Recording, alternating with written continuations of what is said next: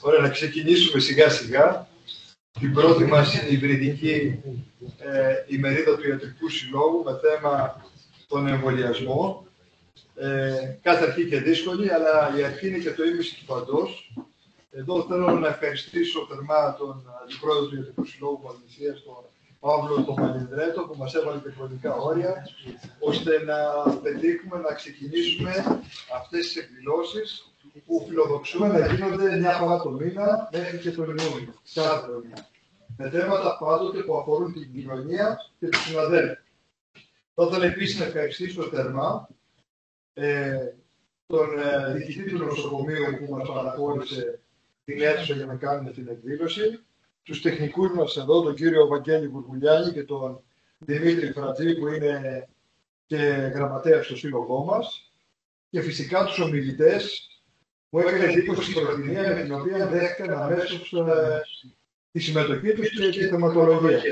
Την κυρία Τανού, που είναι παιδίατρος εδώ στο νοσοκομείο του Βόλου, επιμελήτρια Α, την κυρία Ντάκη, που είναι παθολόγος, επιμελήτρια Α εδώ στη δεύτερη παθολογική κλινική, τον διαδικτυακό ομιλητή, τον κύριο Κώστα Καρόζη, που είναι λοιμοξιολόγος και είναι διευθυντής της επιμελητής Α, επιμελητής Α στο 424 Στρατιωτικό Νοσοκομείο, και τον φίλο και μέλος του συλλόγου μας, καθηγητή μικροβιολογίας του ΕΚΠΑ, τον Σκοπινάρα, ο οποίος με ειδοποίησε ότι ήδη είναι καθηγόν και σε λίγο θα είναι μαζί μας.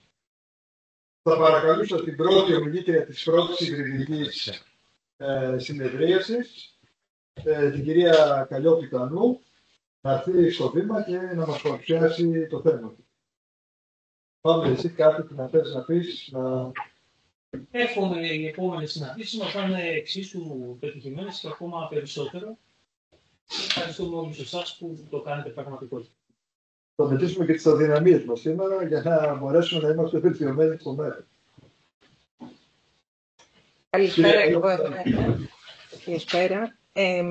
Ευχαριστώ πολύ, κύριε Πρόεδρε, για την τιμητική πρόσκληση και μάλιστα για την εναρκτήρια ομιλία, και θα ήθελα να συγχαρώ και το Διοικητικό Συμβούλιο του Ιατρικού Συλλόγου για την πρωτοβουλία για τη διοργάνωση αυτών των ομιλιών. Και θεωρώ συμβολικό και το χώρο του νοσοκομείου που ξεκινά. Θα μιλήσουμε λοιπόν τα επόμενα λεπτά για το χρονοδιάγραμμα εμβολιασμού παιδιών και εφήβων.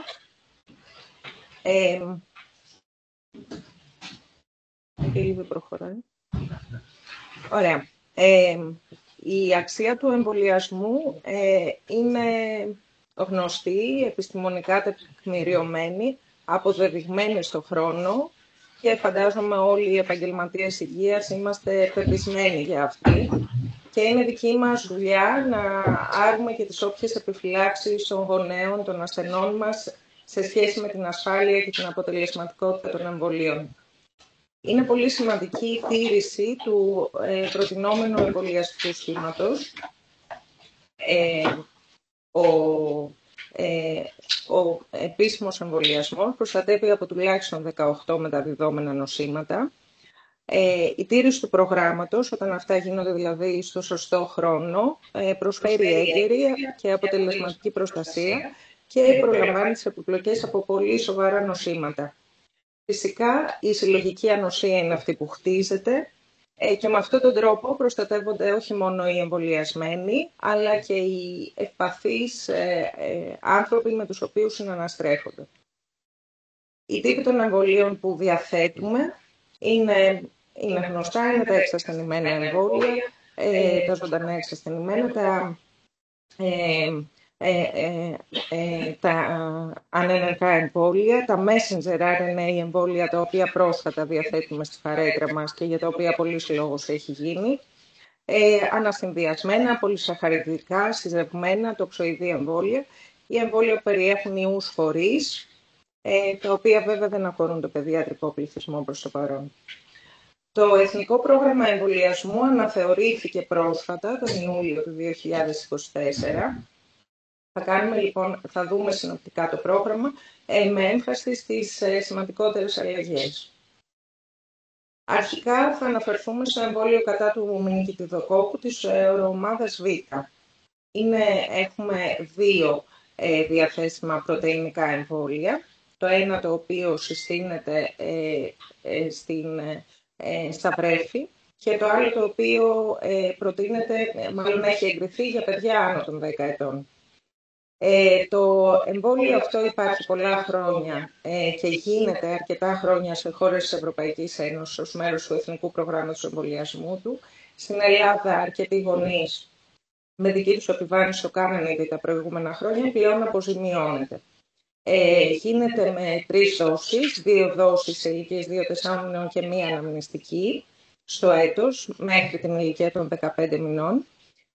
Είναι σημαντικό η πρώτη δόση να γίνεται με τη συμπλήρωση των 2 μηνών της ζωής του βρέφους και το αργότερο στην ηλικία των 6 μηνών, ενώ η αναμνηστική δεν πρέπει να γίνεται μετά τους 18 μήνες. Και αυτό γιατί αυτά τα παιδάκια είναι και τα πιο ευπαθή αν εκτεθούν σε μηνικητιδόκοκο. Το εμβόλιο, το δεύτερο πρωτεϊνικό εμβόλιο, το οποίο έχει εγκριθεί για παιδιά άνω των 10 ετών, περιλαμβάνει ένα εμβολιαστικό σχήμα 3 δόσεων. Τα δύο εμβόλια δεν είναι εναλλάξιμα μεταξύ τους. Πρέπει εδώ να τονίσουμε ότι οφείλουμε να εμβολιάσουμε και εφήβους με το εμβόλιο κατά του μηνικητιδοκόκκου της οροομάδας Β, όταν αυτά ανήκουν σε μια ομάδα υψηλού κινδύνου. Παιδιά δηλαδή που έχουν ανατομική λειτουργική ασθενεία, παιδιά που πρόκειται να υποβληθούν σε σπληνεκτομή, τουλάχιστον 14 μέρες πριν την προγραμματισμένη σπληνεκτομή πρέπει να έχουν ολοκληρώσει τον εμβολιασμό. Παιδιά που έχουν ανεπάρκεια κλασμάτων του σκληρώματος, που πρόκειται ή λαμβάνουν θεραπεία με μονοκλονικό αντίσωμα εκουλίζουμα ή ραβιλίζουμα. Στην υποσαχάριο Αφρική, όταν πρόκειται κάποιος να ταξιδέψει ή είναι ενδυμικές χώρες, πρέπει να εμβολιαστεί. Εντάξει, τώρα αυτά είναι λιγότερο συχνά προς κινητές ταξιδιώτες στη Μέκα. Και κατά τη διάρκεια, αυτό πρέπει να τονίσουμε, επιδημικών εξάρσεων, ο εμβολιασμός συστήνεται από τον ΕΟΔΗ ανάλογα με την υπεύθυνη οροομάδα. Και πρόσφατα είχαμε μια τέτοια επιδημική έξαρση, ενδεχομένως έπεσε στην αντίληψη αρκετών από εμάς, σε πανεπιστήμιο στη Νότια Ελλάδα. Τα εμβόλια κατά του μηνικητιδοκόκκου της ομάδας ΣΕ και το τετραδύναμο των οροομάδων ΑΣW και Y είναι συζευγμένα εμβόλια, τα οποία ήδη προϋπήρχαν στο εμβολιαστικό μας πρόγραμμα και γι' αυτό το λόγο και είναι πολύ σπανιότερες οι εκδηλώσεις της μηνικίτιδας από αυτές τις οροομάδες, γιατί ήδη έχουμε καταφέρει αυτά τα στελέχη να τα περιορίσουμε σημαντικά. Οπότε ο συχνότερος μηνικητιδόκοκκος που μας απασχολούσε τα τελευταία χρόνια ήταν η οροομάδα Β, καθώς δεν υπήρχε εμβολιασμός. Το συζευγμένο μονοδύναμο έναντι της οροομάδας C περιλαμβάνει μία δόση στο έτος πλέον, ενώ το τετραδύναμο μία δόση στην ηλικία 11 με 12 ετών.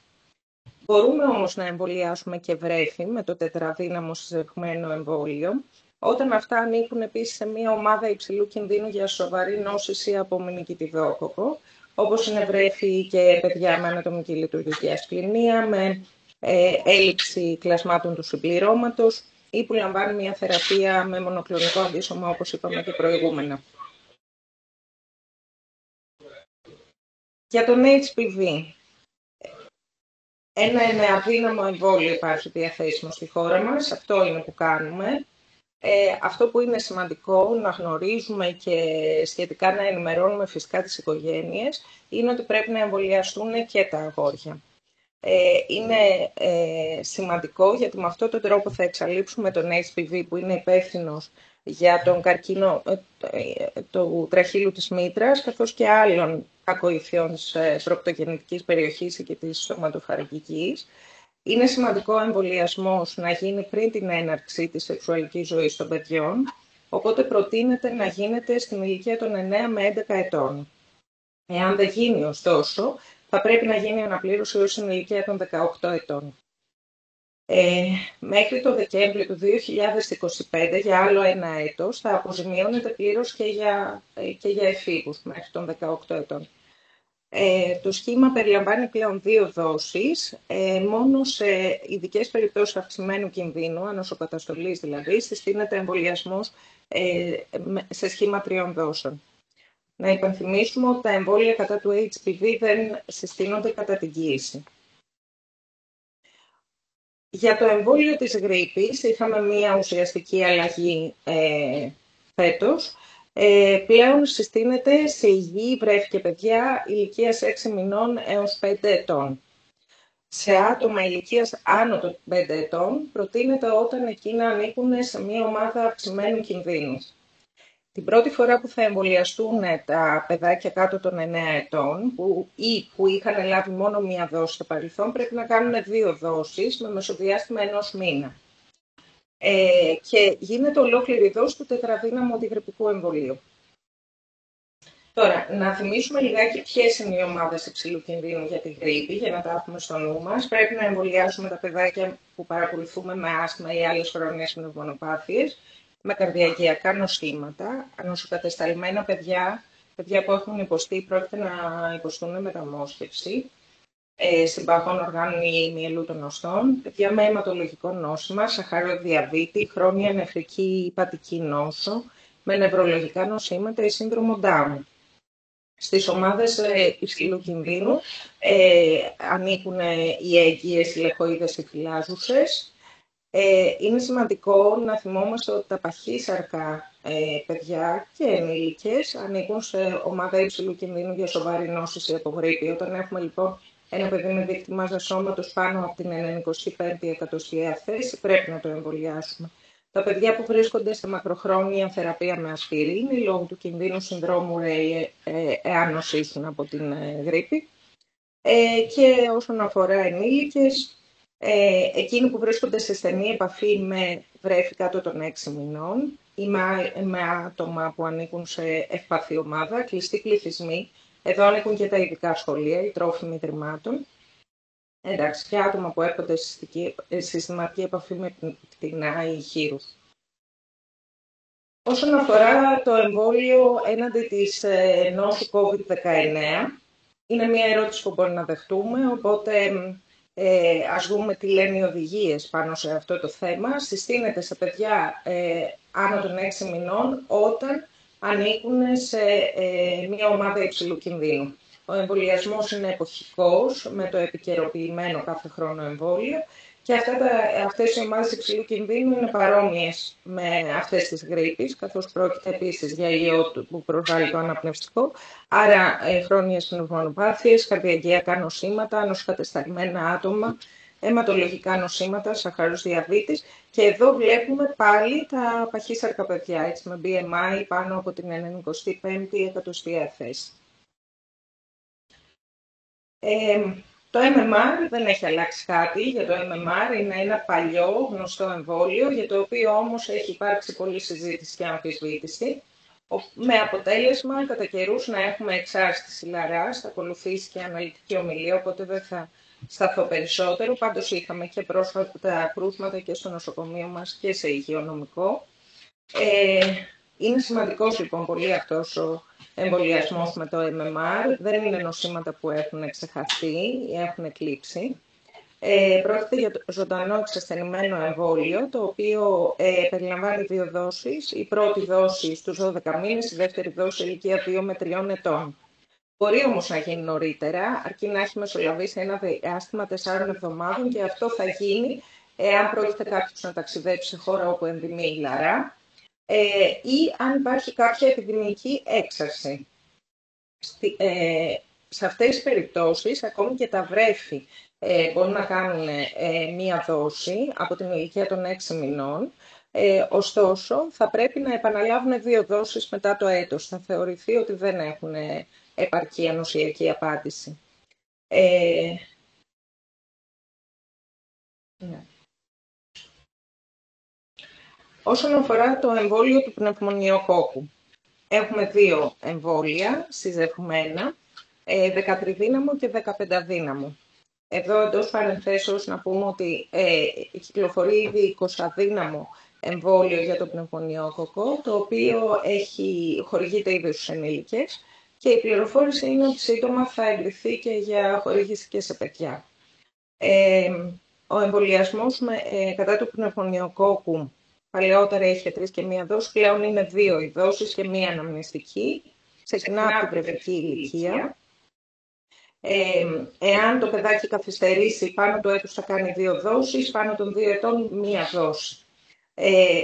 Θέλω απλά να υπενθυμίσω ότι όταν εμβολιάζουμε προωράκι κάτω από 37 εβδομάδων ηλικίας κύησης, τότε το σχήμα θα πρέπει να είναι 3 συν 1 δόση αναμνηστική. Το 23δίνομο πολυσαχαριδικό εμβόλιο δεν δίνεται στα παιδιά, δίνεται όμως, χορηγείται σε παιδιά άνω των 2 ετών, όταν εκείνα έχουν αυξημένο κίνδυνο νόσης από πνευμονιοκοκκικές λοιμώξεις. Είναι παιδιά που θα συναντήσουμε εμείς ήδη. Έχουμε στη κλινική μας παιδιά με ανοσοανεπάρκειες, με υπογαμμασφαιριναιμία, με ασπληνία. Αυτά τα παιδιά πρέπει να το κάνουν το 20δύναμο. Πρέπει να γίνει αφού ολοκληρωθεί ο εμβολιασμός με το PCV, με το συζευμένο, και τουλάχιστον 2 μήνες μετά να κάνουν το 23δύναμο, το οποίο θα είναι 1 δόση. Για την υπατήτηδα Β δεν έχει αλλάξει κάτι. Συνεχίζουμε και εμβολιάζουμε με το παλιό εμβολιαστικό σχήμα και ο εμβολιασμός συχνά γίνεται με τη χρήση των εξαδύναμων εμβολίων. Υπενθυμίζουμε ότι εμβολιάζουμε τα παιδιά μητέρων φορέων υπατήτηδας Β, δηλαδή με θετικό Αυστραλιανό, με 1 δόση μονοδύναμου εντός 12 ώρων από τη γέννηση, και ταυτόχρονα χορηγούμε και την υπεράνωση γάμμα σερίνη έναντι του ιού της υπατήτηδας Β σε διαφορετικό σημείο. Τέταρτη δόση δίνουμε μόνο σε πρόωρα παιδάκια, στα οποία η πρώτη δόση χορηγήθηκε όταν το βάρος τους ήταν κάτω από 2 κιλά. Αν δηλαδή στη γέννηση είχαμε ένα προωράκι κάτω από 2 κιλά που η μητέρα του ήταν φορέας και το κάναμε, θα κάνουμε και τέταρτη δόση. Διφθερίτιδα τέτανος κοκκίτης, επίσης ένα πολύ παλιό εμβόλιο, σε παιδιά κάτω των 7 ετών, 5 δόσεις. Πρέπει να προτιμούμε τα πολυδύναμα εμβόλια έναντι των ολιγοδυνάμων. Έχουν καλύτερη ανοσιακή απάντηση. Σε άνω των 7 ετών κάνουμε το Tdap, δηλαδή το εμβόλιο τετάνου διφθερίτιδας κοκκίτη με μικρότερη ποσότητα τοξοειδούς διφθερίτιδας τετάνου και αντιγόνων κοκκίτη. Στην ηλικία των 11-12 ετών, 1 δόση με Tdap ή Tdap IPV. Αυτά είναι γνωστά, δεν έχει αλλάξει κάτι. Το εμβόλιο κατά της πολιομιελίτιδας, επίσης αδρανοποιημένο, χρειάζονται 4 δόσεις, το ίδιο και για το εμβόλιο κατά του αιμοφύλου. Συνήθως βέβαια γίνεται και 5η δόση, γιατί ο εμβολιασμός διενεργείται με τη χρήση των πολυδύναμων, εξαδύναμων ή πενταδύναμων εμβολίων. Για το ρωταΐο, 2 διαθέσιμα εμβόλια. Είναι από του στόματος χορηγούμενα εμβόλια αυτά. Υπάρχει το μονοδύναμο και το πενταδύναμο. Το μονοδύναμο χορηγείται σε 2 δόσεις, σε βρέφη. Το πενταδύναμο σε 3 δόσεις. Η μικρότερη ηλικία χορήγηση είναι οι 6 εβδομάδες και για τα 2 εμβόλια και πρέπει να έχει ολοκληρωθεί ο εμβολιασμός έως την ηλικία των 6 μηνών. Γιατί άλλωστε είναι αυτές οι ηλικίες οι οποίες θα μας απασχολήσουν και κλινικά περισσότερο αν νοσήσει ένα βρέφος από ρωταΐο. Για την αναμευλογιά, επίσης δεν έχουμε κάποια αλλαγή. Στην ηλικία των 12 μηνών γίνεται η πρώτη δόση και η αναμνηστική στα 2 με 3 έτη.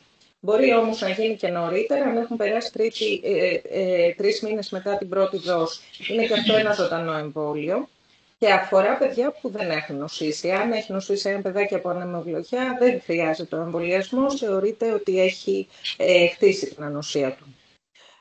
Μπορεί να συνδυαστεί με το MMR, υπάρχει διαθέσιμο εμβόλιο το MMRV. Τα 2 εμβόλια είναι εναλλάξιμα μεταξύ τους, δηλαδή θα μπορούσε η πρώτη δόση να είναι με MMR και η δεύτερη με MMRV και έχουν και το ίδιο χρονοδιάγραμμα εμβολιασμού. Η πατήτιδα Α δεν έχει αλλάξει κάτι, 2 δόσεις, ενίκεια 2-6 ετών με μεσοδιάστημα τουλάχιστον 6 μηνών. Και θα ήθελα έτσι κλείνοντας αυτή την ανασκόπηση στο Εθνικό Πρόγραμμα Εμβολιασμού, επειδή είμαι ευτυχής παιδίατροι συνεργάζονται σε πολλά και σε αυτό, και επειδή και εμείς μπορεί να απευθυνθεί μια έγκυος πριν τη γέννηση του μωρού της και στον παιδίατρο, θα πρέπει να προσέχουμε πολύ τον εμβολιασμό κατά την κοίηση, να τον συστήνουμε, είναι πάρα πολύ σημαντικό. Πλέον υπάρχει και εμβόλιο κατά του RSV, ένα εκ των δύο διαθέσιμων συστήνεται στην κοίηση. Θα πρέπει να γίνεται σε εγγύους 32 με 36 εβδομάδων κοίησης και αυτό θεωρείται ότι θα παράσχει ανοσία για τον νεογνώ για τους πρώτους μήνες της ζωής, όπου κινδυνεύει και από μια σοβαρή RSV μπρονχιολίτιδα που μπορεί να το οδηγούσε στη ΜΕΘ και απλά σε μια μεγάλη νοσηλεία. Θα πρέπει να εμβολιάσουμε τις εγγύους για τον κοκκίτη και δυστυχώς είχαμε επιδημία πέρυσι κοκκίτη και θα δούμε και φέτος πώς θα πάει. Είχαμε όμως περιστατικά και είχαμε αρκετά. Σε ηλικία κοίηση 27 με 36 εβδομάδων κάνουμε το Tdap, δηλαδή το μειωμένο, με μειωμένη τοξίνη. Θα πρέπει να εμβολιάζονται για τη γρίπη, με το αδρανοποιημένο όμως εμβόλιο, όχι με το ζωντανό δεν δείχνεται, και η σύσταση είναι και για την νόσο από COVID. Μία τελευταία αναφορά για το τι γίνεται στις ΗΠΑ. Αυτό δεν περιλαμβάνεται στο δικό μας εθνικό πρόγραμμα εμβολιασμού, αλλά ίσως είναι μία ματιά στο μέλλον, γιατί συχνά στη χώρα μας έτσι ακολουθούμε αυτά που συμβαίνουν στη Δύση. Αυτή τη στιγμή στις ΗΠΑ εμβολιάζουν τα βρέφη, τα οποία είναι μικρότερα των 8 μηνών και τα οποία έχουν γεννηθεί ή μπαίνουν στην πρώτη RSV περίοδο. Η περίοδος του RSV για την Ελλάδα θεωρείται Νοέμβριος έως Μάρτιος. Εάν η μητέρα τους δεν έχει εμβολιαστεί για τον RSV στην εγκυμοσύνη ή δεν ξέρουμε αν έχει εμβολιαστεί τις τελευταίες 14 μέρες πριν γεννήσει, τότε θεωρείται ότι το παιδί δεν έχει αντισώματα και του κάνουν μία δόση Nirsevimab, είναι ένα μονοκλονικό αντίσωμα που προστατεύει από τη σοβαρή νόσο από RSV. Έχουμε στη χώρα μας μονοκλονικό αντίσωμα για τον RSV, είναι το Palivizumab, ωστόσο χορηγείται σε 5 δόσεις, είναι ακριβό και η σύσταση είναι μόνο για πρόωρα παιδάκια, τα οποία πάσχουν από βροχοπνευμονική δυσφυασία, συγγενή καρδιοπάθεια. Ίσως στο μέλλον υιοθετήσουμε και εμείς αυτή την πρακτική. Αυτά από εμένα. Σας ευχαριστώ πολύ για την προσοχή σας. Ευχαριστούμε πάρα πολύ την κυρία Καλλιόπιτανού, εξαιρετική ομιλήτρια, κάλυψε το θέμα με πληρότητα. Θα ήθελα να προτάξω πρώτα το διαδίκτυο αν έχει κάποιες ερωτήσεις να κάνει. Μετά το κοινό, εδώ, που τους ευχαριστώ πάρα πολύ για την παρουσία τους. Και τελευταία στο Προεδρείο, εγώ έχω μια ερώτηση να κάνω. Έχουν κάτι από το διαδίκτυο? Δεν βλέπω. Να πω εγώ τότε, θα ήθελα να ρωτήσω έτσι κάτι πρακτικό. Είναι έγκυος και τη συστήνουμε να εμβολιαστεί για τη γρίπη, για τον κοκκίτη. Είναι πολλά. Ναι, και θέλουμε να στήσουμε όμως και ένα τείχος προστασίας. Συστήνουμε και στο σύζυγο, συνήθως αυτός αρνείται. Και στα παιδιά, λένε τα παιδιά μου είναι υγιέστατα, γιατί να κάνουν το εμβόλιο για τη γρίπη, ας πούμε. Εσείς τι θα λέγατε, θα πρέπει να εμβολιαστεί το παιδί για να χτίσουμε ένα τείχος ανοσίας και ο σύζυγος? Κοιτάξτε, πλέον τα κάτω των 5 ετών, έτσι κι αλλιώς, η οδηγία επισήμως είναι και τα υγιή παιδιά ετησίως να εμβολιάζονται. Τώρα, αν το παιδάκι είναι άνω των 5 ετών, η μητέρα θα εμβολιαστεί ή όχι, τελικά? Τουλάχιστον στο ιατρείο προσπαθώ και τις πείθω να εμβολιαστούν. Αν εμβολιαστεί η μητέρα, εντάξει, είναι οκ. Αν δεν εμβολιαστεί η μητέρα, επειδή όντως η περίοδος εγκυμοσύνης θεωρείται περίοδος ανοσοκαταστολής, θα πρέπει να την προστατεύσουν γύρω της. Δηλαδή θα πρέπει να εμβολιαστεί το περιβάλλον. Εγώ συστήνω και το περιβάλλον να εμβολιαστεί. Ναι. Είναι υπερβολή δηλαδή.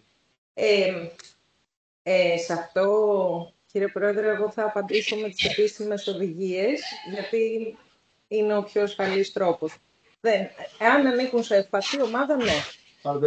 Αν δεν ανήκουν και εμβολιαστεί έγκυος, θα μπορούσαν, αν δεν το θέλουν, να μην το κάνουν.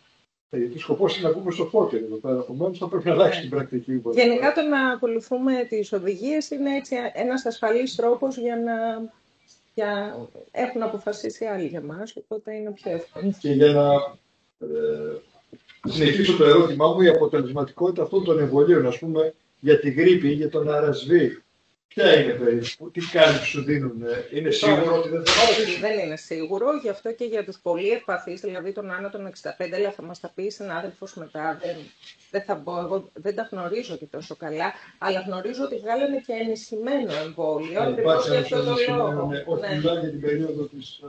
Όχι, για την εποχική γρήπη βγάλανε ένα ενισχυμένο ακριβώς για αυτό το λόγο, γιατί η αποτελεσματικότητα του τετραδύναμου που κάνουμε και στα παιδιά και σε γιους, γιατί μόνο αυτά μπορούμε να κάνουμε εκεί, δεν είναι το 100%, ούτε καν πλησιάζει. Και οι μελέτες έχουν ένα μεγάλο έτρος, από 40 μέχρι 75%. Δηλαδή η αποτελεσματικότητα. Οπότε ναι, δεν μπορείς να διασφαλίσεις. Ίσως όμως προφυλάσσει από πολύ σοβαρή νόσηση. Ευχαριστούμε πολύ. Δεν ξέρω αν υπάρχει. Θα ήθελα να ευχαριστούμε πάρα πολύ. Ήταν φοβερή ομιλία. Ευχαριστώ, Μαρία. Μου ήρθαν πάρα πολλές απορίες που είχαμε με τα εμβόλια. Κάτι που ήθελα να ρωτήσω. Όσον αφορά τον εμβολιασμό HPV, ναι. Γίνονται 2 εμβόλια όταν το παιδί είναι από 15 και πάνω. Από 15 και κάτω. 2 δόσεις. Και πάνω γίνονται 3 δόσεις. Όχι. 2 δόσεις. Είναι μέχρι την ηλικία των 18 ετών πλέον στο επίσημο πρόγραμμα είναι 2 δόσεις. Ναι, και στα αγόρια. Ναι, παρά μόνο σε υψηλού κινδύνου συστήνει 3η δόση. Μάλιστα, γιατί όταν μπήκα και είδα και το πώς χορηγείται το φάρμακο, γράφει ότι μέχρι 15 ετών χορηγούνται. Τώρα αυτές είναι η τελευταία. Διάβασα η τελευταία ανακοίνωση. Το είδα πριν που το είπατε, αλλά μου έκανε εντύπωση. Είναι με βάση την εγκύκλιο που βγήκε το καλοκαίρι. Πράγματι. Μάλιστα. Ωραία, πολύ ωραία. Και για να προσθέσουμε για τον HPV ότι είναι μέχρι την ηλικία των 45, αλλά τώρα συζητείται και για πέρα από τα 45. Ναι. Υπάρχει ελπίδα και μετά τα 45. Υπάρχει πάνω. Για τον HPV γίνεται προσπάθεια να εξαλειφθεί, δηλαδή με το μαζικό εμβολιασμό αγοριών-κοριτσιών να απαλλαθούμε τουλάχιστον από νεοπλασίες εν situ, όλα αυτά τα πράγματα και μακάρι να γίνει. Και πόσους μήνες μετά έγινε η δεύτερη δόση από μετά την πρώτη? 6. Στους 6. Τουλάχιστον. Τουλάχιστον 6. Οκ. Αυτό ήταν από την αρχή έτσι. Ναι. Ευχαριστούμε πολύ. Θα ευχαριστήσουμε την κυρία Τανού. Ευχαριστούμε πολύ.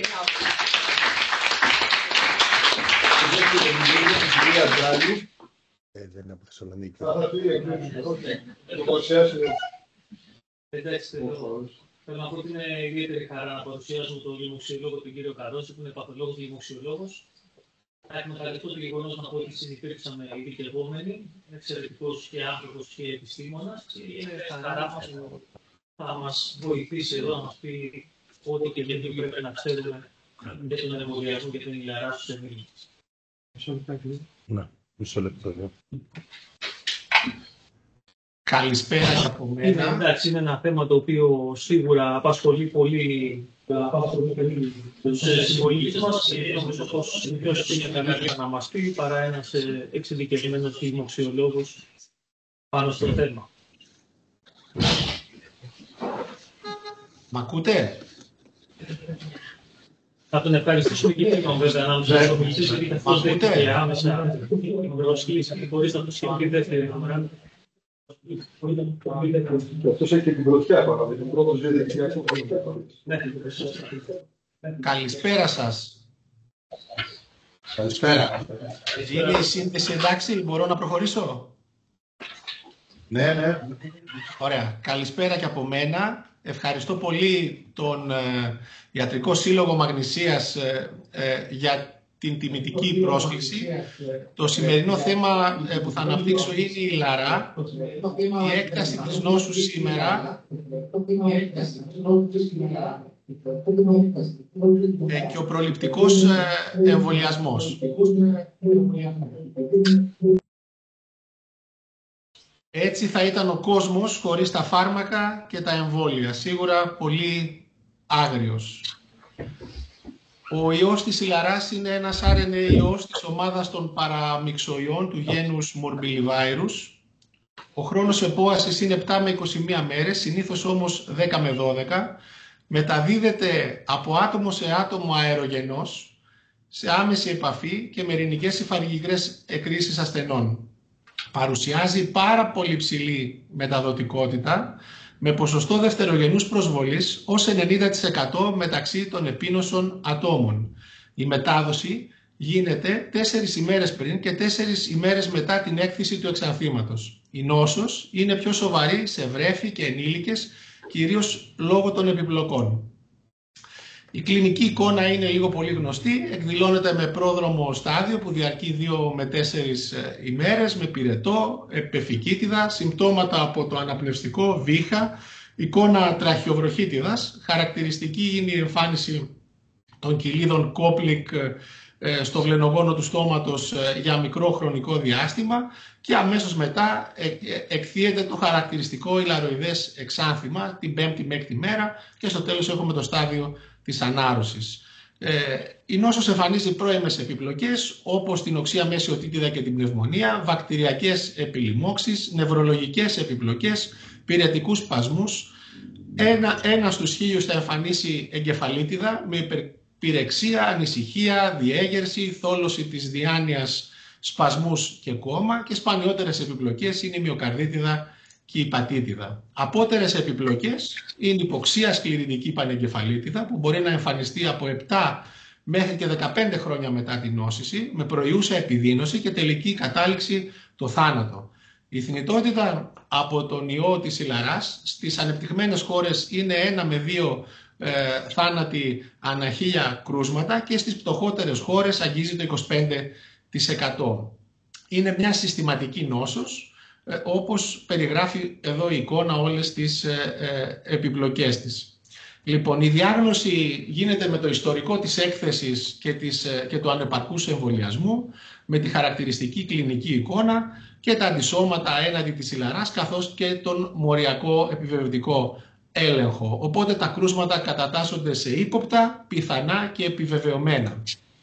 Λοιπόν, ποια είναι η κατάσταση όμως αυτή τη στιγμή στην Ευρώπη και στην Ελλάδα? Η επίπτωση των κρουσμάτων ηλαράς στην Ευρώπη είναι ένα κρούσμα, 1 εκατομμύριο πληθυσμού για το έτος 2023-2024. Συνολικά λοιπόν έχουμε καταγεγραμμένα 30.000 κρούσματα ηλαράς στην Ευρώπη, 21.000 νοσηλίες και 5 θανάτους. 40% από αυτό το πληθυσμό ήταν παιδιά ηλικίας 1 ως 4 ετών και 20% ενήλικες των 20 ετών και άνω. Στην Ελλάδα, στη χώρα μας, από τον Ιανουάριο του 2024 μέχρι σήμερα έχουν καταγραφεί 5 επιβεβαιωμένα κρούσματα ηλαράς και κανένας θάνατος. Ποια είναι όμως η εμβολιαστική κάλυψη στην Ευρώπη και στην Ελλάδα? Ο στόχος της εμβολιαστικής κάλυψης είναι 95% και πάνω. Χαρακτηριστικά εδώ στο κόκκινο πλαίσιο βλέπουμε ότι από το έτος 2019 μέχρι και το 2022 ποια είναι η εμβολιαστική κάλυψη στην Ελλάδα στην πρώτη και δεύτερη δόση. Βλέπουμε ότι έχουμε πάρα πολύ ψηλή εμβολιαστική κάλυψη στην πρώτη δόση που ξεπερνάει το 97%, όμως χρειάζεται παραπάνω συνέπεια από τους γονείς έτσι ώστε τα παιδιά να κάνουν τη δεύτερη δόση. Στην πρώτη δόση είμαστε πάνω από το μέσο ευρωπαϊκό όρο, ενώ στη δεύτερη δόση υστερούμε κατά τη. Στόχος μας λοιπόν παραμένει η βελτίωση και η καλύτερη επικοινωνία για να επιτευχθεί αυτό. Στην χώρα μας το 2018 είχε σημειωθεί μια μεγάλη επιδημία ηλαράς με πάνω από 3.200 κρούσματα, 4 θανάτους και 2.000 νοσηλίες. Οι βασικοί άξονες λοιπόν για την πρόληψη και τον περιορισμό της μετάδοσης της ηλαράς είναι ο εμβολιασμός, η απομόνωση του ύποπτου ή επιβεβαιωμένου περιστατικού, η δήλωση του κρούσματος και η εργαστηριακή επιβεβαίωση.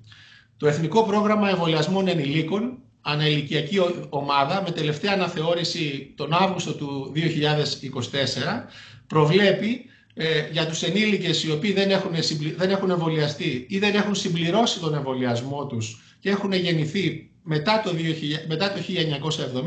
να συμπληρώσουν ή να ολοκληρώσουν τον εμβολιασμό.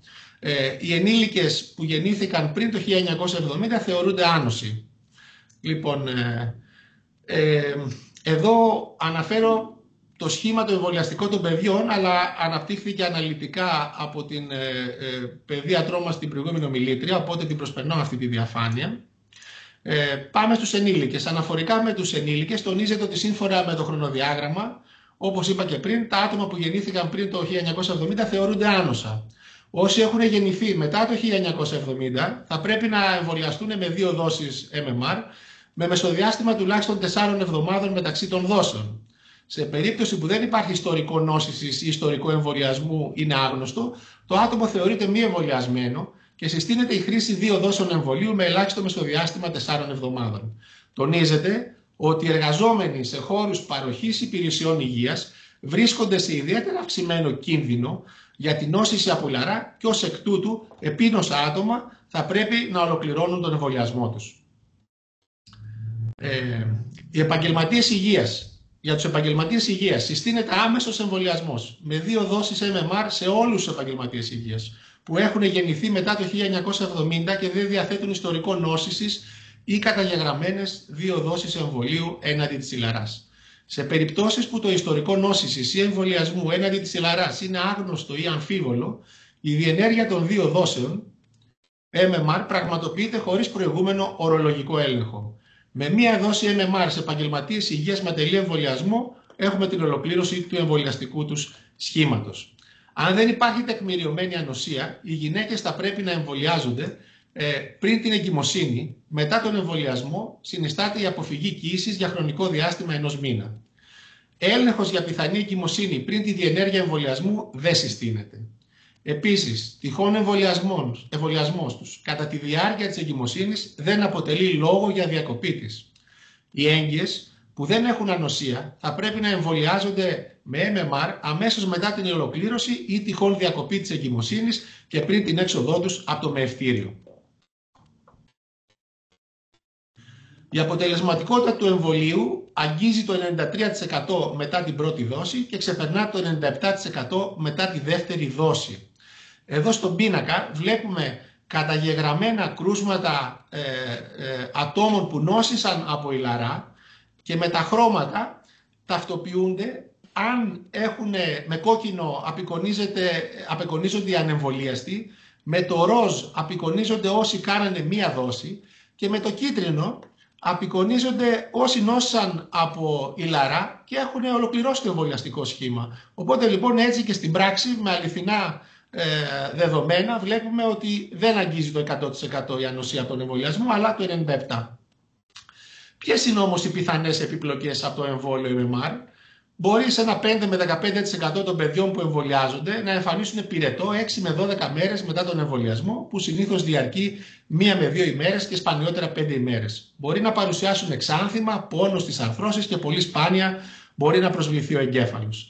Δεν υπάρχει συσχέτιση του MMR με την εμφάνιση αυτισμού ή σαχαρόδι διαβήτη τύπου 1. Μελέτες που έχουν γίνει δεν τεκμηριώνουν συσχέτιση της εμφάνισης αυτισμού και σαχαρόδι διαβήτη με το εμβόλιο. MMR και εγκυμοσύνη. Αν χορηγηθεί κατά λάθος σε έγκυο, δεν αποτελεί ένδειξη διακοπής εγκυμοσύνης, όπως είπαμε και πριν. Ειδικές προειδοποιήσεις. Σε περίπτωση MMR και στον ίδιο χρόνο πρέπει να κάνουμε μαντού.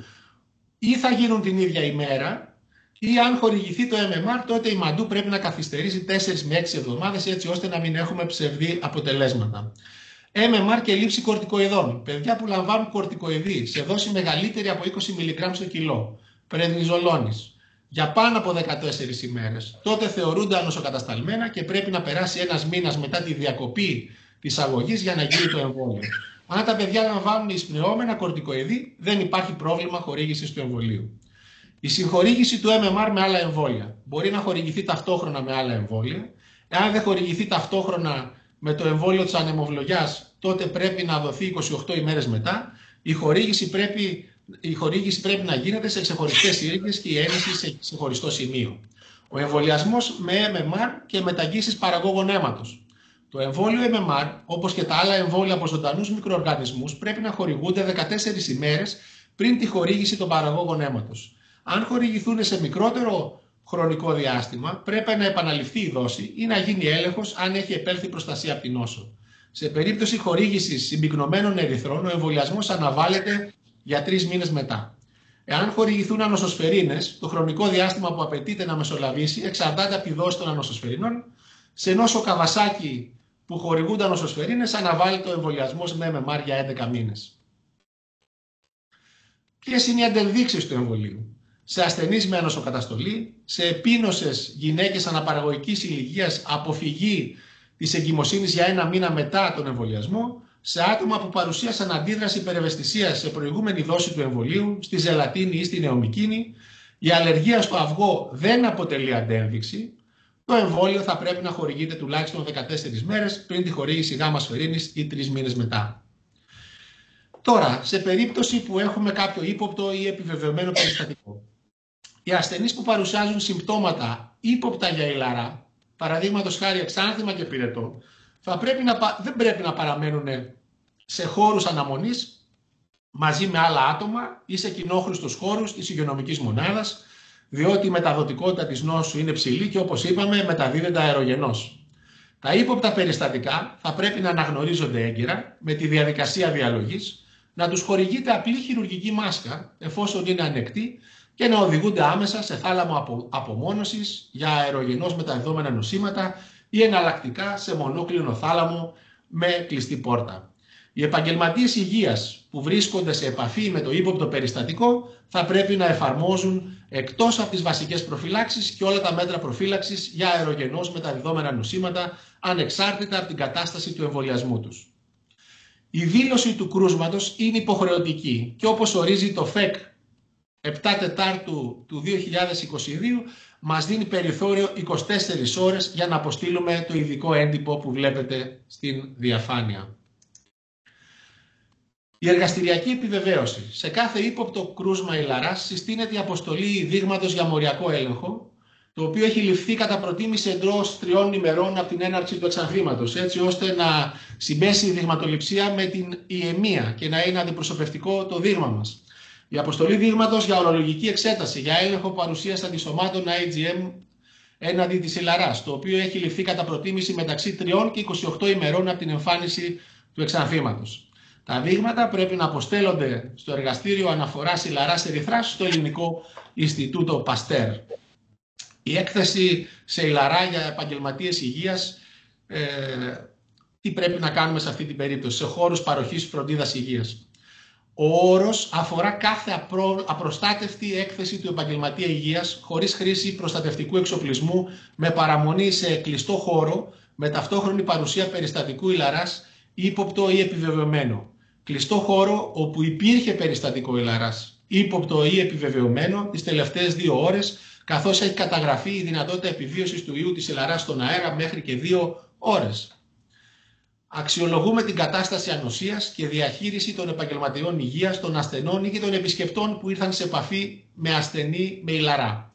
Για τους επαγγελματίες υγείας που ήρθαν σε επαφή με κρούσμα ηλαράς και θεωρούνται άνοσοι έναντι της ηλαράς, δεν χρειάζεται χορήγηση προφύλαξης μετά την έκθεση. Δεν εφαρμόζονται περιορισμοί στην εργασία, όμως οφείλουμε να παρακολουθήσουμε την υγεία τους για ενδεχόμενη εμφάνιση συμπτωμάτων ή σημείων συμβατών με ηλαρά για 21 ημέρες μετά την τελευταία έκθεση. Σημειώνεται ότι άτομα εμβολιασμένα έναντι της ηλαράς μπορεί να εμφανίσουν άτυπες κλινικές εκδηλώσεις. Επαγγελματίες υγείας που ήρθαν σε επαφή με κρούσμα ηλαράς και δεν θεωρούνται άνοσοι έναντι της ηλαράς, προσφέρεται η δυνατότητα προφύλαξης μετά την έκθεση, είτε με τη χορήγηση εμβολίου της πρώτης δόσης εμβολίου εντός 72 ώρων από την έκθεση, είτε με τη χορήγηση ανοσοσφαιρίνης εντός 6 ημερών από την έκθεση για ομάδες υψηλού κινδύνου. Εκτός της ανοσιακής κατάστασης, για την επιλογή χορήγησης προφύλαξης, θα πρέπει να γίνεται αξιολόγηση του ιστορικού έκθεσης, ενδεχόμενης τρέχουσας ή επικείμενης κοίησης ή υποκείμενης ανοσοκαταστολής και θεραπευτικής αγωγής, καθώς και καταστάσεων που συνιστούν αντένδειξη ή απαιτούν ειδικές προφυλάξεις για τον εμβολιασμό. Απομάκρυση από την εργασία από την 5η μέρα μετά την πρώτη έκθεση ως την 21η μέρα, την τελευταία έκθεση, ανεξάρτητα από τη χορήγηση προφύλαξης. για τους μη άνοσους συναδέλφους. Σε περίπτωση χορήγησης έμεμα στο πλαίσιο προφύλαξης μετά την έκθεση, ο επαγγελματίας υγείας μπορεί να επιστρέψει στην εργασία του μετά τη 14η μέρα από τον εμβολιασμό, εφόσον δεν εκδηλώσει συμπτώματα συμβατά με ηλαρά κατά το διάστημα αυτό. Σε περίπτωση εμβολιασμού με μία δόση πριν την έκθεση, ο επαγγελματίας υγείας μπορεί να συνεχίσει να εργάζεται και θα πρέπει να χορηγηθεί η δεύτερη δόση το συντομότερο, εντός 72 ωρών από την έκθεση και τουλάχιστον 28 μέρες από την πρώτη δόση, με παράλληλη παρακολούθηση για ενδεχόμενη εμφάνιση συμπτωμάτων ή σημείων συμβατών με ηλαρά για 21 ημέρες μετά την τελευταία έκθεση. Ποια είναι τα μέτρα προφύλαξης κατά την εργασία μας, στα ιατρεία, στα νοσοκομεία, στις κλινικές? Λοιπόν, βασικές προφυλάξεις. Είναι ο θάλαμος αρνητικής πίεσης ή μονόκλινο απομόνωσης. Είναι τα μέτρα αναπνευστικής προστασίας με χρήση μάσκας υψηλής αναπνευστικής προστασίας, N95 ή FFP3, για όλους τους επαγγελματίες υγείας, ανεξάρτητα από την κατάσταση ανοσίας τους ή και το ιστορικό εμβολιασμού τους.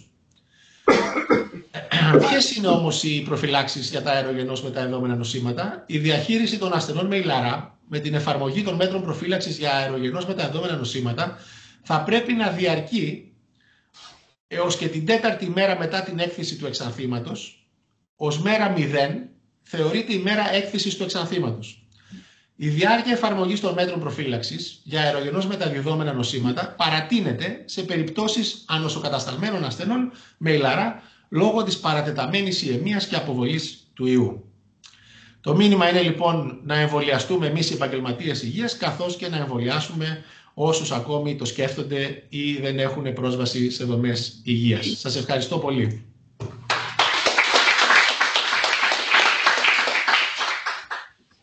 Ευχαριστούμε πάρα πολύ τον κύριο Καρόζη για την εξαιρετική ομιλία. Δεν ξέρω αν έχουμε ομιλίες από τους συναδέλφους. Ερωτήσεις. Έχουμε? Συγγνώμη, ερωτήσεις. Ναι.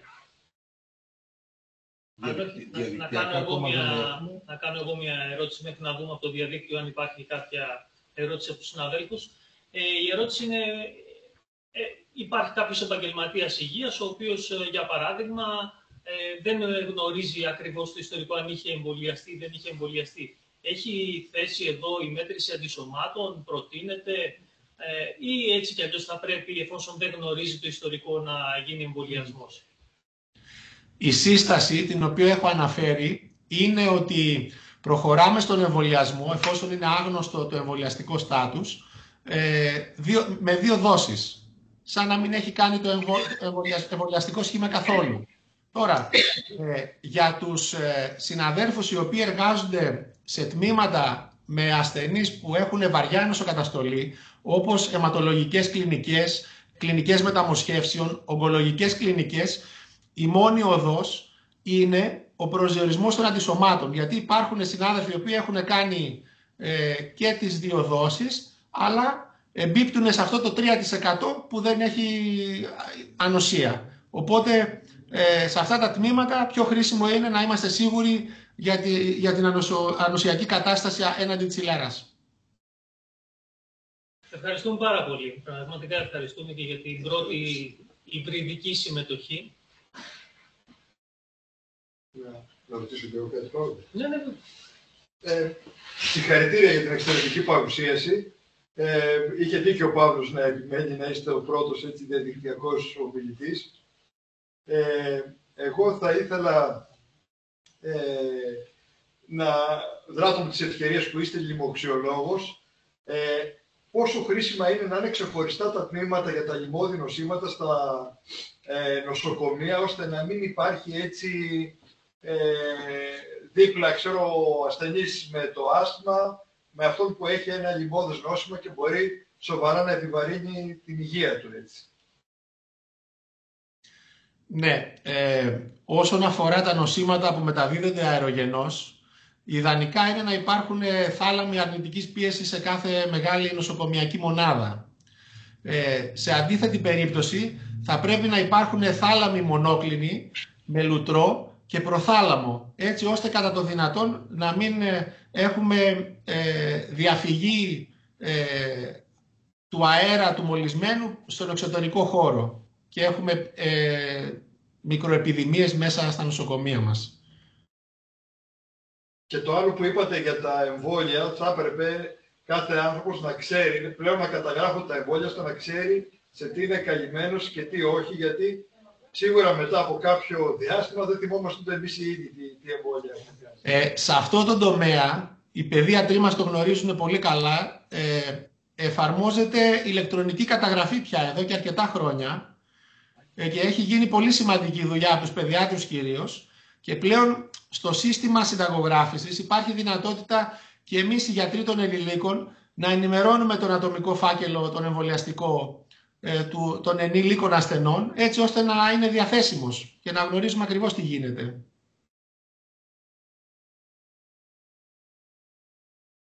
Έχουμε μια ερώτηση από το κοινό, Κώστα. Ναι. Ένα σχόλιο να κάνω συγχαρητήρια, κύριε συνάδελφε.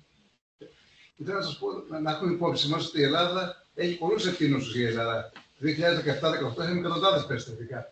Ναι, το έχω αναφέρει, κύριε Πουρνάρα. Ο κ. Πουρνάρας είναι καθηγητής στο ΕΚΠΑ Μικροβιολογίας, θα είναι επόμενος ομιλητής. Είμαι στο Αττικό Νοσοκομείο στην Επιτροπή Λοιμόξεων πρόεδρος τα 7 χρόνια.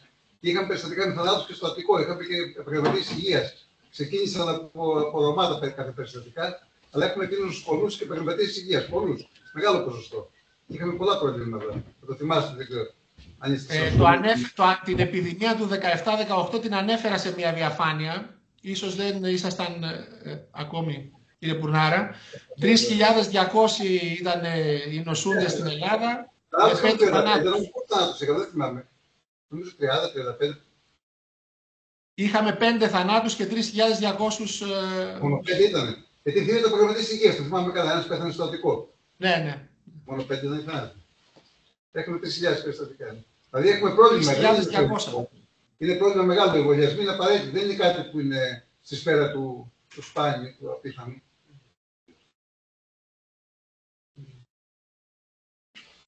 Ωραία, ευχαριστούμε πάρα πολύ. Ας προχωρήσουμε στην επόμενη ομιλήτρια,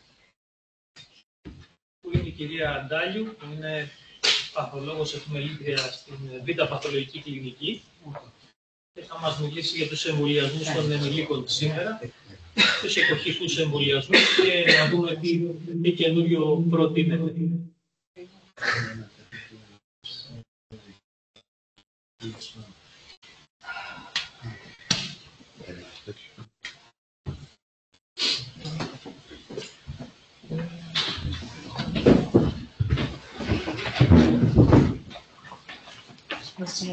Ευχαριστώ πολύ για την δημοτική πρόσκληση. Καλή επιτυχία και καλή συνέχεια στη Ευρυδικό.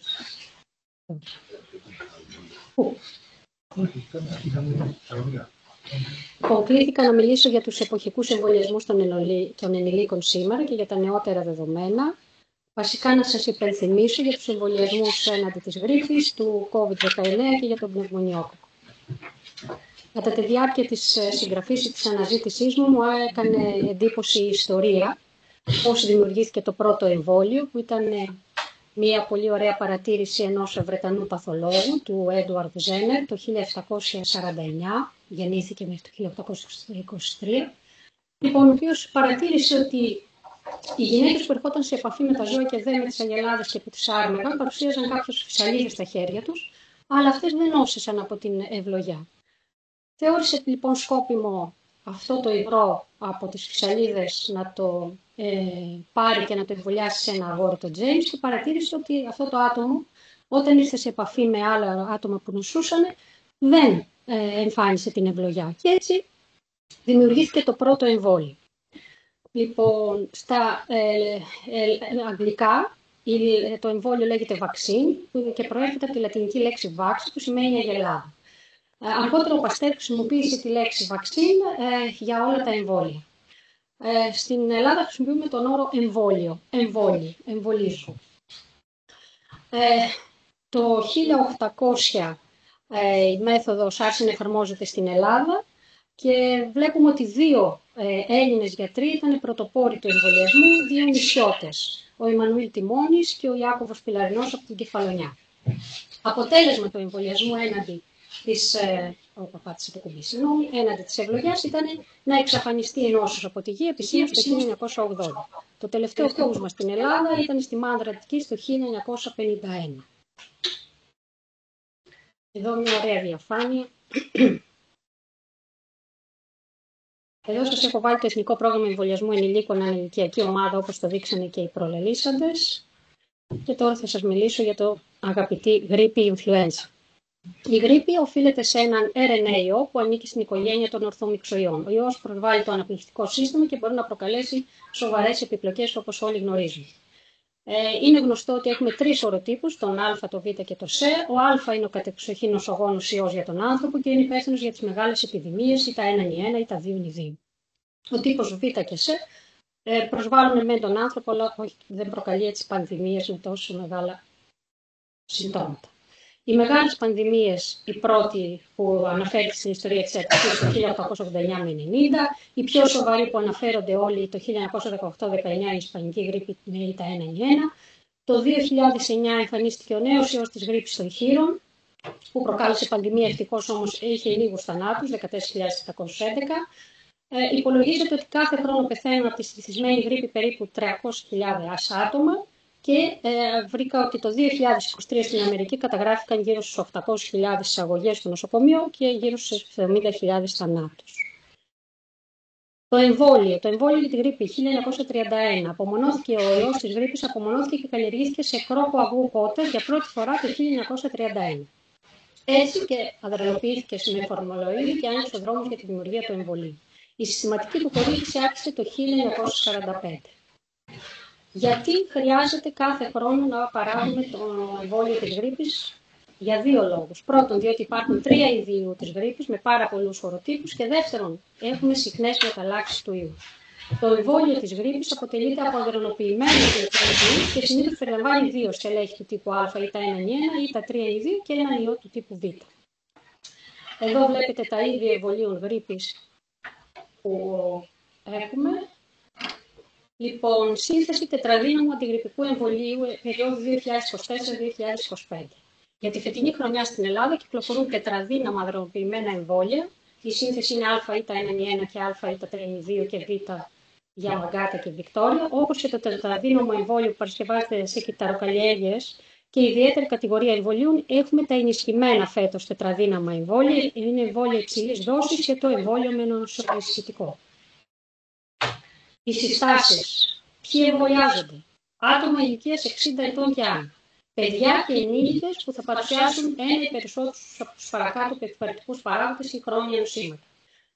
Όπως είναι γνωστό σε όλους μας, τα συνοδά νοσήματα όπως είναι του αναπνευστικού, χρόνια νοσήματα αναπνευστικού, το άσθμα, τη ΧΑΠ, χρόνια καρδιαγγειακά νοσήματα, νοσοκαταστολή, κληρονομική επίκτητη, μεταμόσχευση οργάνων, μεταμόσχευση μυαλού των οστών, θαλασσαιμίες, δρεπανοκυταρική ανεμία, αιμοσφαιρινοπάθεια, ζαχαρός διαβήτης, χρόνια νεφροπάθεια, μεταμοσχευμένη, χρόνια σπαθής ύπατος, νευρολογικά ή νευρομυϊκά νοσήματα, σύνδρομο Down, έγκυες, ανεξαρτήτως ηλικίας κοίησης, λεχόνες, συλλάζουσες και οι ενήλικες με δείκτη μάζης σώματος πάνω από 40 ή παιδιά με δείκτη μάζης σώματος πάνω από 95. Ποιες είναι οι συστάσεις του Εθνικού Προγράμματος Εμβολιασμού για την εποχική γρίπη? Πρέπει να εμβολιάζονται άτομα που βρίσκονται σε στενή επαφή με παιδιά κάτω των 6 μηνών ή άτομα που φροντίζουν άλλα άτομα με υποκείμενο νόσημα τα οποία διατρέχουν αυξημένο κίνδυνο επιπλοκών από τη γρίπη. Οι κλειστοί πληθυσμοί, είτε είναι σχολεία, είτε είναι στρατιωτικές σχολές ή αστυνομικές σχολές, ή ειδικά σχολεία, τρόφιμοι φυλακών, προσωπικό ιδρυμάτων, γυροκομεία, άστεγοι, εργαζόμενοι σε χώρους παροχής των υπηρεσιών υγείας, εμείς, το ιατρονοσηλευτικό προσωπικό, οι λοιποί εργαζόμενοι, επαγγελματίες που έρχονται σε επαφή με ζώα. Τώρα, υπάρχουν διάφορες ερωτήσεις που κάνουν κατά καιρούς. Πόσο διαρκεί η εμβολιαστική κάλυψη? Απαιτούνται περίπου 2 εβδομάδες για την επίτευξη ανοσολογικής απάντησης, γι' αυτό πρέπει να έχουμε στο νου μας ότι θα πρέπει να κάνουμε τον αντιγρυπικό μας εμβολιασμό μέσα με τέλη Νοεμβρίου. Γιατί αργεί να έρθει ο χειμώνας, άρα καθυστερεί λίγο η έξαρση της γρίπης.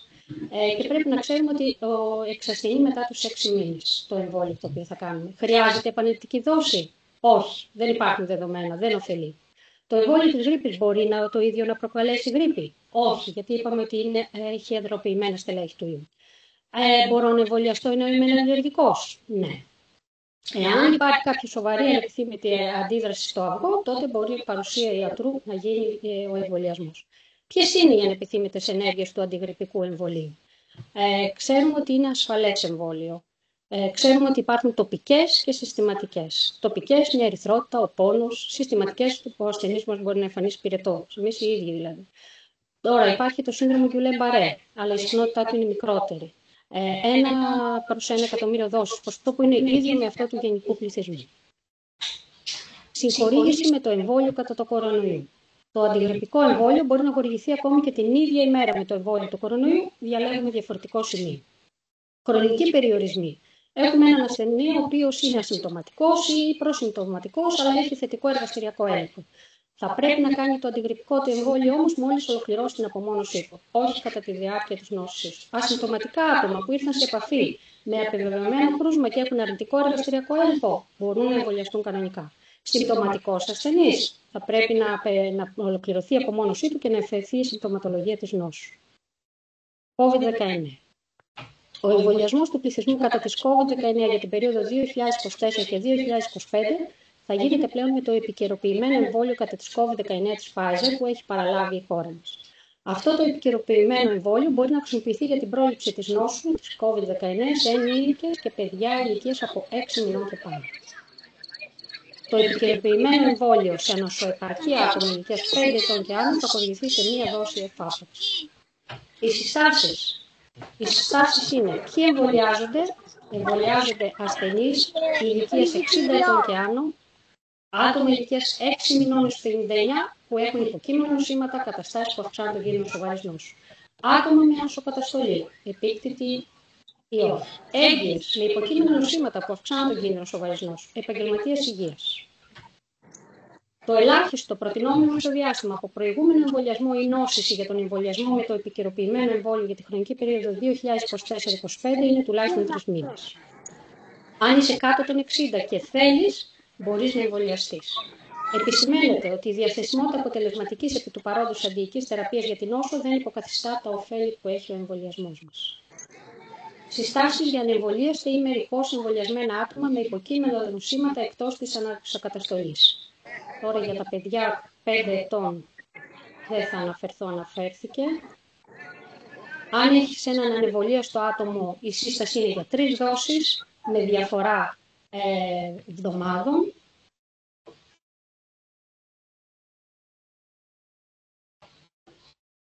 Αλλιώς είναι μία δόση κάθε χρόνο.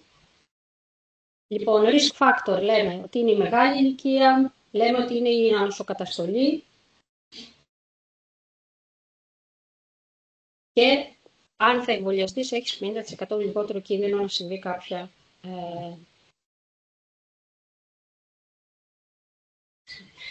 μεγάλη θανατηφόρο λίμωξη. Τώρα, πνευμονιόκοκκος και πνευμονιοκοκκική νόσος. Εμβόλιο πνευμονιόκοκκου συζευμένο. Αυτό που διαπίστωσα είναι ότι πλέον για τους ενήλικες και άνω των 65 ετών συνιστάται το συζευμένο, το πολυδύναμο. Συνιστάται η διενέργεια μιας δόσης συζευμένου πνευμονιοκοκκικού εμβολίου. Μετά τον εμβολιασμό δεν συνιστάται να ακολουθήσει η χορήγηση του 23. Τα άτομα που έχουν λάβει μόνο μία δόση συνιστάται να λάβουν μία δόση του PSV20, τουλάχιστον 1 χρόνο αργότερα. Αν υπάρχει εμβολιασμός με το 23, τότε θα ακολουθήσει το PSV20 1 έτος αργότερα. Σε εκείνα τα άτομα που είχαν λάβει το 13 ή το 23, τότε θα ακολουθήσει 5 χρόνια μετά το PSV20. Λοιπόν, συνιστάται η χορήγηση του πνευμονιοκοκκικού εμβολίου σε άτομα 18-64 με υποκείμενα νοσήματα. Τα δε υποκείμενα νοσήματα είναι σε άτομα με νοσοκαταστολή, όπως τα βλέπετε εδώ και έχουν υποθεί.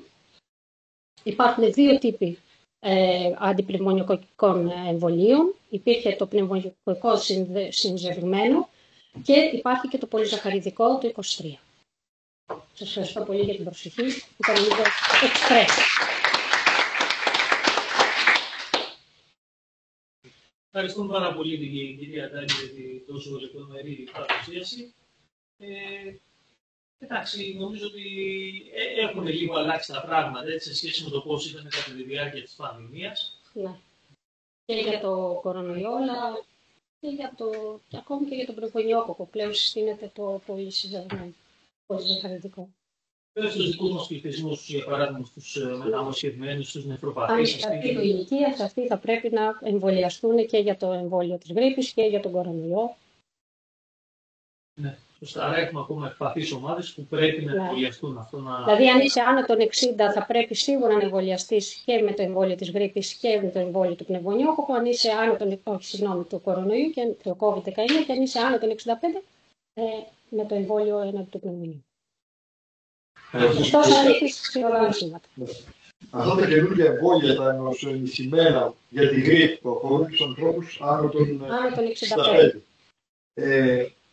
Ξέρετε, έτσι, έχουμε κάποια πρώτα δεδομένα τι αποτελεσματικότητα έχουν.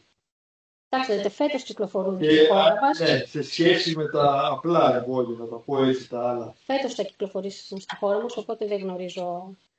Εμείς δεν έχουμε δεδομένα. Ναι, ή αν υπάρχει έτσι στην βιβλιογραφία κάποια διαφορά. Δηλαδή, ένας άνθρωπος 65 χρονών, αν κάνει το απλό εμβόλιο, αν κάνει το ανοσοενισχυμένο, τι διαφορά θα έχει στην απάντηση. Το ανοσοενισχυμένο, σαφώς μάλλον το ορίζει και το όνομά του, θέλουμε καλύτερη απάντηση, γιατί αυτοί οι ασθενείς δεν είναι σε θέση να έχουν χαμηλό ανοσοποιητικό, οπότε το ενισχυμένο θα τους καλύψει. Κάποτε συστήνανε και 2 αντιγρυπικά εμβόλια σε ένα εύλογο διάστημα, το οποίο βέβαια οι μελέτες δεν το βοηθούσαν, δεν το υποστηρίζανε. Νομίζω αυτό ισχύει μόνο για εκείνους που έχουν κάποιο αιματολογικό νόσημα πια. Ναι. Τουλάχιστον αυτές οι μελετές κατευθυντήρες για τους υπόλοιπους δεν είναι. Βέβαια, εμείς τους δικούς μας ασθενείς σε μελέτες είναι πιο ευάλωτοι. Μπορεί να κάνουν Τώρα από 10 μέτρα ήταν μελέτη με το ενισχυμένο, το τετραπλάσιο, όχι το νοσοϊστικό, με τετραπλάσια δόση αντιπόλου, που δείχνει ότι έχει καλύτερα αποτελέσματα.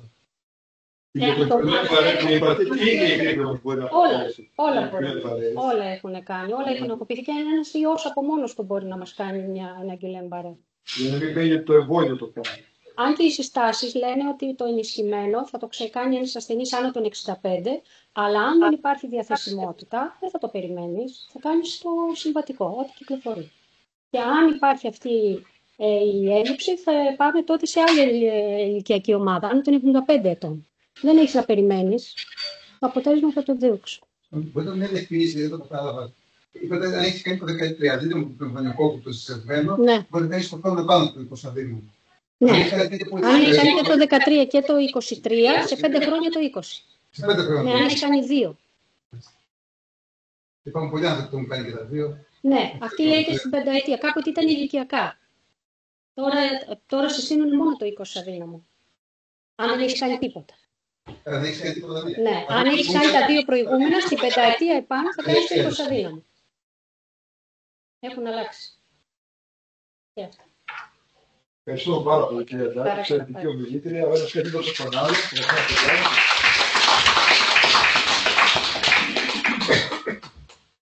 Έχω τη χαρά και την τιμή, είναι πραγματικά μεγάλη τιμή για τον Ιατρικό Σύλλογο Μαγνησίας να έχουμε προσκεκλημένο ομιλητή, τον κύριο Σπύρο Κουρνάρα, ο οποίος μας τιμάει και με το να είναι μέλος του συλλόγου μας. Ο κύριος Σπύρος Κουρνάρας είναι πρωτοβάθμιος καθηγητής στο Εθνικό Ποδιστριακό Πανεπιστήμιο των Αθηνών, καθηγητής μικροβιολογίας και είναι και πρόεδρος της Επιτροπής Δημόξεων στο Αττικό. Θα τον εκμεταλλευτούμε και για ερωτήσεις μετά. Καλησπέρα, λοιπόν. Είναι δική μου τιμή, μάλλον κυρίως δική μου τιμή με την πρόσκληση. Όσοι με ξέρετε, ξέρετε είμαι τελείως βολιώτης. Όσο βολιώτης είστε και εσείς γανιστές βολιώτες, εγώ είμαι τελείως βολιώτης. Δηλαδή, οι συγγενείς μου μεγάλη κοινότητα είναι στο Βόλο, έχουν τα κριτικά στο Βόλο. Και συναισθηματικά δεν έχει κανένα λόγο να αφήσουν τον Ιατρικό Σύλλογο Βόλο. Αφού με αφήνει ο νόμος να είμαι μέλος ειδικό, όπως λέγεται, στον Ιατρικό Σύλλογο Αθηνών, και δεν υπάρχει λόγος να αφήσω, γιατί δεν ξέρω αυτό. Δεν θα το κάνω ποτέ γιατί όσο μπορώ. Λοιπόν, θα πω μερικά πράγματα για τη διάγνωση των εποχικών νεώσεων. Κυρίως οι διαφάνειες θα είναι ενδεικτικές, κυρίως από την καθημερινή πρακτική, να πούμε την εμπειρία μας. Αυτό που θέλω να σας πω και είναι στενάχωρο, συνεχίζω για την προηγούμενη παρουσίαση, ότι είναι πολύ χαμηλά το ποσοστό εμβολιασμών για COVID στην Ελλάδα. Από τους ανθρώπους που έπρεπε να κάνουν τους ηλικιωμένους με τα υποκείμενα νοσήματα, το 12% είναι εμβολιασμένος στην Ελλάδα. Αν έπρεπε να έχουμε, δεν ξέρω πώς το νούμερο, πόση ηλικία αυτή, 2 εκατομμύρια έχουν κάνει 200.000. Και πεθαίνουν άνθρωποι από COVID κάθε μέρα. Δεν μιλάμε για γρήπη, δεν έχει πεθάνει ακόμα κανένας φέτος. Από COVID πεθαίνουν τη εβδομάδα περίπου 25. Κάθε εβδομάδα. Και πριν από λίγους μήνες πεθαίνουν 35 τη εβδομάδα. Ας πούμε στο 30. Ας πούμε 1500 το χρόνο. Τώρα που νόσος COVID δεν είναι στα πόρτα της. Καταλαβαίνετε τι γίνεται. Δηλαδή όπως όλες οι άλλες ιώσεις μαζί, είναι πολύ, πολύ πιο βλαπτική, πιο ενεργός είναι όσο COVID και σήμερα που μιλάμε. Το υποτίθεται ότι είναι ελαφριά ίσως. Δυστυχώς παθαίνουν και άνθρωποι νέοι, όχι πολλοί, αλλά αρκετοί. Δεν είναι σπάνιο να δεις άνθρωπο με post-COVID σύνδρομο και σήμερα που μιλάμε. Οπότε να κάνουμε το εμβόλιο, να λέμε σε όλους τους ασθενείς μας, τους φίλους μας, τους συγγενείς μας, ναι, μην ξεχνάτε το εμβόλιο. Θα κάνει κρίμα από το Θεό. Λοιπόν, ποιες είναι οι εκοχικές ιώσεις? Όλες οι ιώσεις ξέρουμε ότι είναι το χειμώνα σε έκσταση. Ο Σοφόκλος τώρα και το πριν από πόσα χρόνια έλεγε αυτό το χειμώνα να το επιδείξουμε. Πως λέει άλλα 10 χρόνια, πως λέει θα περάσουμε άλλα 10 χρόνια. Αυτό ισχύει για τους παππούδες, όχι μόνο τους παππούδες, και όσους έχουν ή έχουμε υποκείμενα νοσήματα. Οπότε είναι παλιά ιστορία. Οι εποχικές ιώσεις, η διάγνωσή τους είναι κάτι που έχει σημασία και όχι μόνο η εργαστηριακή, αλλά και η κλινική. Μπορεί να δείχνει.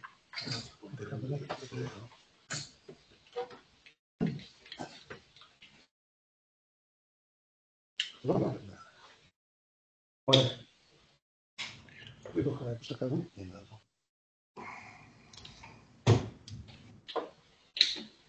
Ωραία. Λοιπόν, αυτή είναι η κλασική ιή, έτσι η γρίπη, τα είπαμε. Ο συγκητιακός έχουμε κόκκινο τους πιο σημαντικούς, τον RSV, τον ιό της γρίπης και τον κορονοϊό, τον καινούργιο, τον δικό μας, ευθές πενταετίας. Οι άλλοι είναι συχνοί, ιός παραινφλουένζας, οι παλιοί κορονοϊοί, ρινοιοί, εντεροϊοί, αδενοϊοί. Η βολιαγενή συμμόρφωση ξέρουμε ότι μεταδίδεται κυρίως από τα σταγονίδια και πολύ λιγότερο από τις επαφές με τα πρακτικά. Όσοι προσέχουμε τα χέρια μας να τα πλένουμε, να μην τα βάζουμε στο στόμα και στη μύτη και στα μάτια ποτέ. Δεν είναι αυτός ο φόβος με τις άψυχες επιφάνειες, ότι θα πιάσουμε το κόμμα και θα πάθουμε γρίπη ή COVID. Δεν επιβεβαιώθηκε ποτέ, από την αρχή υπερβολή ήταν. Όλοι προσέχουμε, φτενιζόμαστε πάντοτε στο μανίκι μας, πάμε στα ρούχα μας. Από το 2009 τα είχαμε μάθει αυτά, από την γρίπη τότε την πανδημική, αλλά και τώρα πρέπει να τα θυμόμαστε. Δεν ωφελεί να έχουμε συνέχεια τα αντισηπτικά στα χέρια και κουμπάμε ένα απόμονο. Δεν είναι κακό, αλλά τέλος πάντων υπερβολή. Μας χαλάει την καθημερινότητά μας, νομίζω. Λοιπόν, η αναπαριστική αυτή δεν είναι τόσο μεταδοτική όπως είναι η Λάρα. Η Λάρα μεταδίδεται από πολύ μακριά, από τα 10 μέτρα έχει μεταδοθεί. Και την όσο COVID και την γρίπη, από τα 2 μέτρα και ύστερα η πιθανότητα είναι πολύ μικρή. Αν καθόμαστε έναν άνθρωπο και στο ιατρείο μας ακόμα και στην παρέα μας, μια απόσταση από εδώ ως εκεί, πρέπει να περάσει πάρα πολλή ώρα για να μολυνθούμε. Λοιπόν, ο ιός της γρίπης είναι ο κλασικός αναπνευστικός ιός. Έτσι ανήκει στους ορθοπλευνοϊούς. Είπαμε ότι ο άνθρωπος είναι η κύριη παθογόνη για τον άνθρωπο. Ο τύπος σε ζυγότερο στον άνθρωπο και τους χείρους. Και ο τύπος δε καθόλου στους ανθρώπους. Αυτή είναι μια διαφάνεια 1,5 έτος παλιά. Αν μέχρι τότε είχαμε 37.000 θανάτους, το έψαξα να βρω πόσοι είναι νεκροί από COVID σήμερα. Δεν βρήκα στοιχεία. Απέναντι περίπου στους 40.000. Αν μετρήσουμε πόσους πεθαίνουν κάθε εβδομάδα. 40.000 είναι μεγάλο φορτίο, έτσι. Συνάδελφοι, είναι πολύ μεγάλο φορτίο. Είναι και σήμερα που το αγνοούμε λιγάκι, που το ξεχνάμε. Λοιπόν, ο απαιτητικός συγκυριακός ιός, εκεί θέλω λίγο να εμβαθύνω με την έννοια ότι προσβάλλει πολύ και τους ενήλικες. Αυτό πριν πολλοί χρόνια δεν το ξέραμε. Μας είπαν οι παιδεία ότι είναι η συχνότερη νόσος. Τα παιδιά μέχρι 2 χρονών πρακτικά όλα τα παιδιά μολύνονται, αν όχι όλα το 80%. Και προκαλεί εισαγωγές στα νοσοκομεία πολλές. Αλλά δυστυχώς αρρωσταίνουν και πεθαίνουν και ηλικιωμένοι. Πολύ. Και είναι ιδιαίτερα καλό, αλλά λέμε τα καλά του κράτους μας, ότι το εμβόλιο του RSV μπήκε στην ρουτίνα. Γράφεται από την ΕΟΠΗ. Θα σας πω τη δική μου εμπειρία. Το έχω πει το μονοπάτι εδώ και προστατεύω τον εαυτό μου όσο μπορώ. Είμαι τον Ιούνιο στη Γαλλία που έχω έναν πνευμονολόγο, το καλό, δεν είναι εμβολιαστής. Ρώτησα τότε δεν είχε πει το εμβόλιο. Ρώτησα την κυρία Παραγωγή, που την ξέρετε, που είναι στην Επιτροπή Εμβολιασμών, την παιδεία του, μου θα πει, δεν πήγε ακόμα, θα βάζει 3-4 μήνες έχει πει. Το πλέον η ΕΟΠΗ στους ηλικιωμένους άνω των 75, νομίζω στους 60 με 75 το πληρώνει αν έχει υποκείμενα νοσήματα, αλλά μέσα σε 3 μήνες το εμβόλιο μπήκε στη ρουτίνα. Είναι ακριβό έμβολιο, κάνει 200 ευρώ. Το ελληνικό κράτος για τα ανακλαστικά δεν είναι μόνο αυτό που κατηγορούμε. Ακριβό εμβόλιο το δίνει και το δίνουν στους ηλικιωμένους ανθρώπους. Πεθαίνουν άνθρωποι πολύ. Θα θυμόμαστε τα εμβόλια των ενηλίκων, ότι το ζωστήρα είναι πάρα πολύ καλό εμβόλιο, το RSV είναι εξαιρετικό εμβόλιο, καινούριο, δεν το ξέρει ο ελληνικός πληθυσμός, να το λέμε όπου μπορούμε. Σώζει ζωές. Κοιτάτε που πεθαίνουν παππούδες από κάτι και το ψάχνουν δεν είναι γρήγοροι, δεν πέθανουν παππούς. Πέθανουν παππούς, όπως ζήσαν 5 χρόνια παππούς. Ακόμα δεν ξέρω δεδομένα. Είναι πολύ, πολύ καλά. Απλώς δεν ξέρω, μελέτες μεγάλες έχουν γίνει ακόμη, δεν νομίζω. Μάλιστα τώρα πριν από 2-5 μέρες περίπου, το διάβασα ότι μελετήθηκε από την αποτελεσματικότητά του και στους κάτω των 60. Μέχρι τώρα δεν είχε πάρει έγκριση από τον FDA, πήρε τώρα και στους κάτω των 60. Τώρα πότε θα μπει στο νεοπή δεν ξέρω, πάω κάθε μέρα αυτά αλλάζουν. Σίγουρα είναι αποτελεσματικό, просто δεν ξέρω μεγάλες κλίμακες μελέτες. Θέλω να μην έχουν γίνει ακόμη.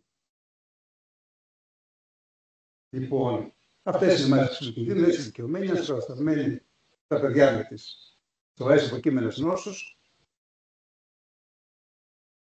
Η χαρακτηριστική διάγνωση, όπως και στους άλλους ιούς τους καθημερινούς, γίνεται στη ρουτίνα ανοσοσωματογραφία. Τώρα υπάρχουν ειδικά τεστ τριπλά για κορονοϊό, για γρίπη και για RSV. Αυτοί είναι οι τρεις πιο μαζικοί ιοί του χειμώνα. Και βέβαια υπάρχουν μέθοδοι μοριακές της PCR που θα ασχολούνται πράγματα περισσότερα, γιατί είναι να βγουν στη καθημερινή ρουτίνα και σιγά σιγά θα ξεχάσουμε τις αδρές της χονδροειδής μεθόδους, όπως είναι τα rapid test. Λοιπόν, αυτή είναι η εντεροϊή που με τους εννοείους μοιάζουν πάρα πολύ, τόσο πολύ που πιο πολλές μοριακές μέθοδοι δεν μπορούν να ξεχωρίσουν τους λένε εννοείος παύλα εντεροϊός. Δεν ξέρουμε ποιος από τους δυο είναι, δεν έχει πάρα πολύ μεγάλη σημασία. Γιατί και η εννοή και η εντεροϊή αυτή του ανώτατου αναπνευστικού είναι ήπιοι, δεν προκαλούν βαριές τιμώξεις. Και κάποιοι εντεροϊοί από τους ανώτατου αναπνευστικού εντεροϊούς κάνουν και μηνυγοεγκεφαλίτιδες. Λοιπόν, η εργαστηριακή διάγνωση, όταν πάρουμε το κλινικό δείγμα, μπορούμε να ανιχνεύσουμε τον ιό είτε άμεσα είτε έμεσα με σώματα, αλλά κυρίως οι άμεσες μέθοδοι είναι οι πιο σημαντικές. Σε μεγάλα ερευνητικά κέντρα χρησιμοποιούν ηλεκτρονικό μικροσκόπιο και κυττωροκαλλιέργειες. Στην οποία δεν τα βλέπουμε αυτά. Εγώ ποτέ δεν είχα κυττωροκαλλιέργειες σε ελληνικά εργαστήρια. Αν θυμάμαι όταν είχα πάει στο NIH στην Αμερική για κάποιο διάστημα, ήταν ότι κάνανε στην ρουτίνα. Και όταν αυτό στο ρεύμα για τις μέρες είχαν ειδικά φιαλίδια. Δεν το είχατε ποτέ στην Ελλάδα, ούτε πριν, ούτε έκτοτε το έχω δει στην Ελλάδα. Είναι ένας συγκεκριμένος άνθρωπος, ένα μικρό κομματιάκι τώρα, 2x2. Και κάνανε κυττωροκαλλιέργειες και έδειχναν ότι δεν έχει ευρία εφαρμογή. Λοιπόν, υπάρχουν τα αντιγονικά τεστ, είτε με ανοσοφορεσμό που διαβάζουμε, είτε με το τεστ τα rapid της ανοσοματογραφίας, είτε με ELISA. Η ELISA δεν χρησιμοποιείται πολύ, ούτε ο άμεσος ανοσοφορεσμός. Τα rapid test χρησιμοποιούνται κυρίως. Και πιο πολύ οι μοριακές μέθοδοι με ανίχνευση είτε RNA είτε DNA, αναλόγως στον ιό.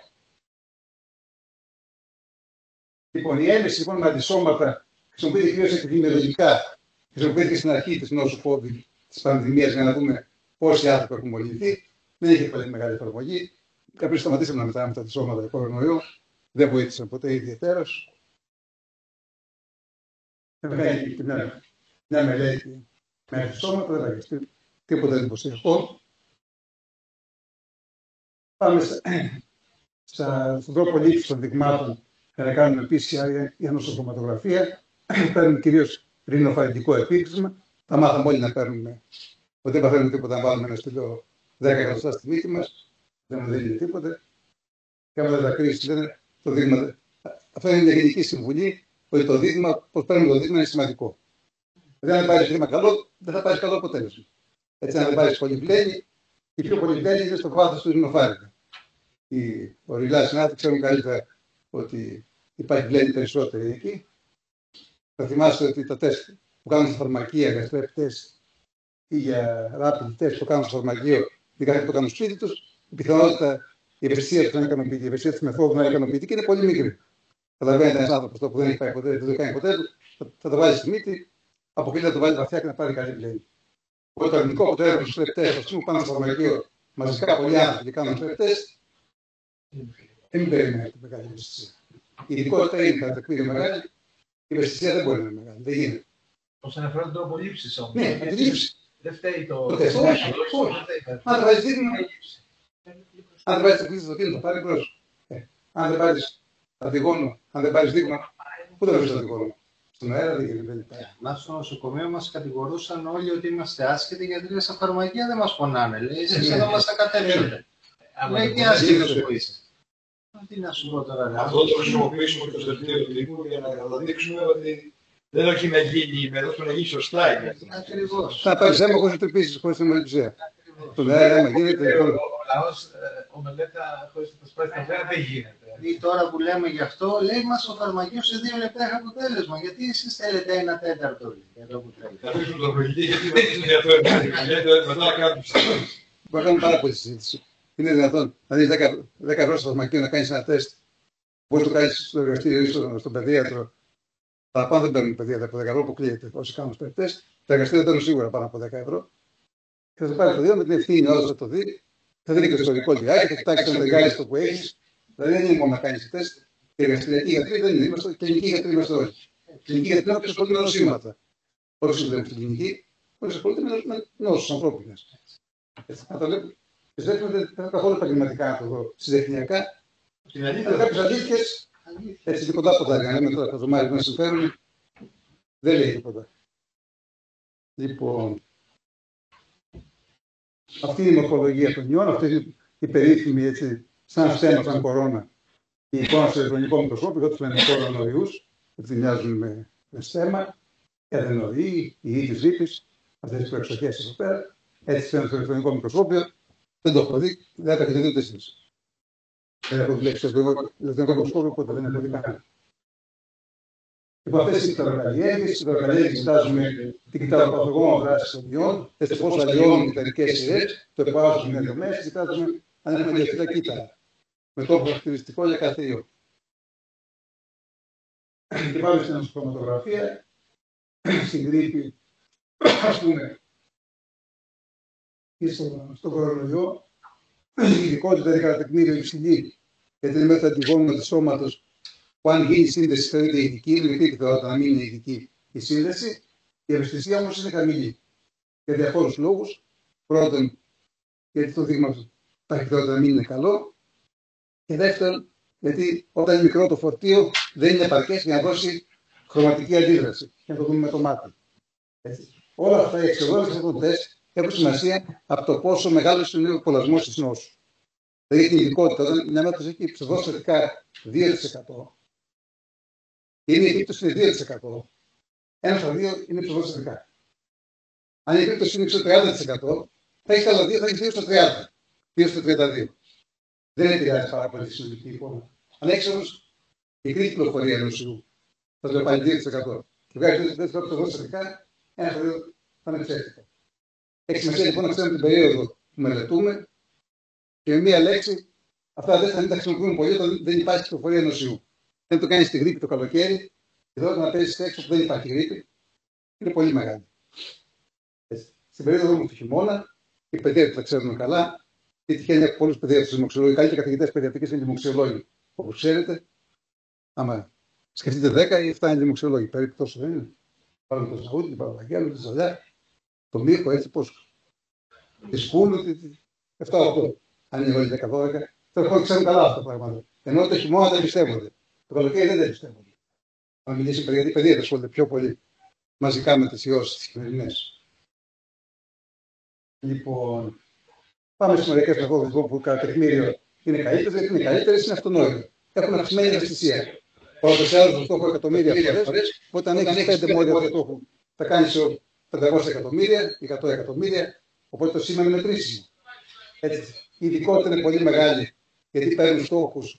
Αντιγράφουν περίπου 20 νουκλεοτίδια από τη μία λυσία και 20 από την άλλη, και πιθανότητα να έχει 20 νουκλεοτίδια στη σειρά τα ίδια, ή θα έπαιξε προπό με 20 επιλογές, να πιάσει και τις 20 και 20-40. Η πιθανότητα είναι πάρα πολύ μικρή. Να έχει μη ειδικό σήμα, ψευδοστατικό. Έτσι. Οπότε είναι πάρα πολύ μεγάλη η διαγνωστική πιθανότητα, ακρίβεια. Το καλό με τις μοριακές κλινικές, και αυτό θα επιμείνω λιγάκι, ότι υπάρχουν λεγόμενες πολυπλεκτικές εφαρμογές. Δεν υπάρχουν τώρα μεθοδολογίες PCR που ανοιχνεύουν 20 και 30 και 40 στόχους ταυτόχρονα. Δηλαδή με μία αντίδραση έχει μια πληροφορία για 40-30 στόχους, που είναι μια μαγική πληροφορία για κάθε κλινικό γιατρό να επιβεβαιώσει να αποκλείσει 30 έκτια ταυτόχρονα. Είναι μια ονειδική πριν από 20 χρόνια, δεν το πιστεύαμε ποτέ ότι μπορεί να γίνει. Θα σας πω ότι γίνεται. Αλλά πάντοτε που θυμόμαστε πρέπει να συνεκτιμούμε την πιθανότητα να είναι θετικό ένα αποτέλεσμα. Δεν κάνουμε τυφλά μία εξέταση. Ξέρουμε τι περιμένουμε να βρούμε. Ξέρουμε αυτό που βρίσκουμε αν αξιολογείται, αν πρέπει να αξιολογείται. Γιατί αλλιώς μπορούμε να κάνουμε πάρα πολύ μεγάλα λάθη, να εκτεθούμε ανεπανόρθωτα. Αν μείνουμε στο μοντέλο μιας μεθόδου. Και τώρα ξέρετε με την νόσο COVID που είχαμε χιλιάδες δείγματα, μας έδωσε μια τεράστια εμπειρία. Το πόσο πράγματα μπορεί να στέκουν ή να μην στέκουν.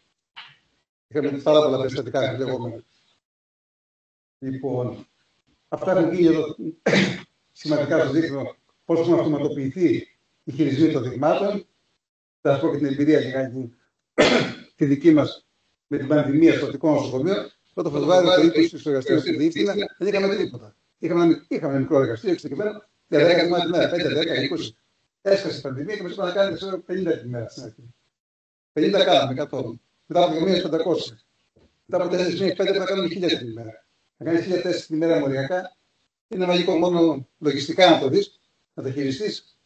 Είναι απίθανο. Κάνουμε 1500 δείγματα την ημέρα. Αυτό να το κάνει θέλει μια αυτοματοποίηση μεγάλη. Μας έδωσε το Υπουργείο Υγείας ένα μηχάνημα υπεραυτόματο, γιατί αν τα αναλύσεις με τα χέρια σου δεν προλαβαίνεις. 1000 την ημέρα πώς θα αναλύσεις. Έτσι. Υπήρχε αυτό το μηχάνημα, ένα εξαιρετικό μηχάνημα, που έκανε περίπου 200 την ημέρα το μηχάνημα, αναπτύσσεται σε αυτόματο τρόπο. Του βάζει σε σταγονίτσα και σε μια μισή ώρα σου βγάζει αποτέλεσμα με πολύ μεγάλη διαγνωστική επιτυχία. Πολύ μεγάλη. Λοιπόν, και δεν ήταν πάρα πολύ ακριβό. Δεν έκανε το 40 ευρώ το τεστ 5, δεν έκανε 200. Μετά πήγε για να μεγαλώσει, μου ένα άλλο μηχάνημα πιο βιομηχανικό. Πέρασε 500 δείγματα τη μέρα. Δεν θα δώσει ένα μηχάνημα άλλο, πέρασε μέχρι 2-3 δείγματα τη μέρα. Θα να κάνουμε 1500. Αυτή είναι η αυτοματοποίηση. Στην Αμερική είχαν εργαστεί που κάνανε 10.000 δείγματα τη μέρα, 20.000 δείγματα τη μέρα.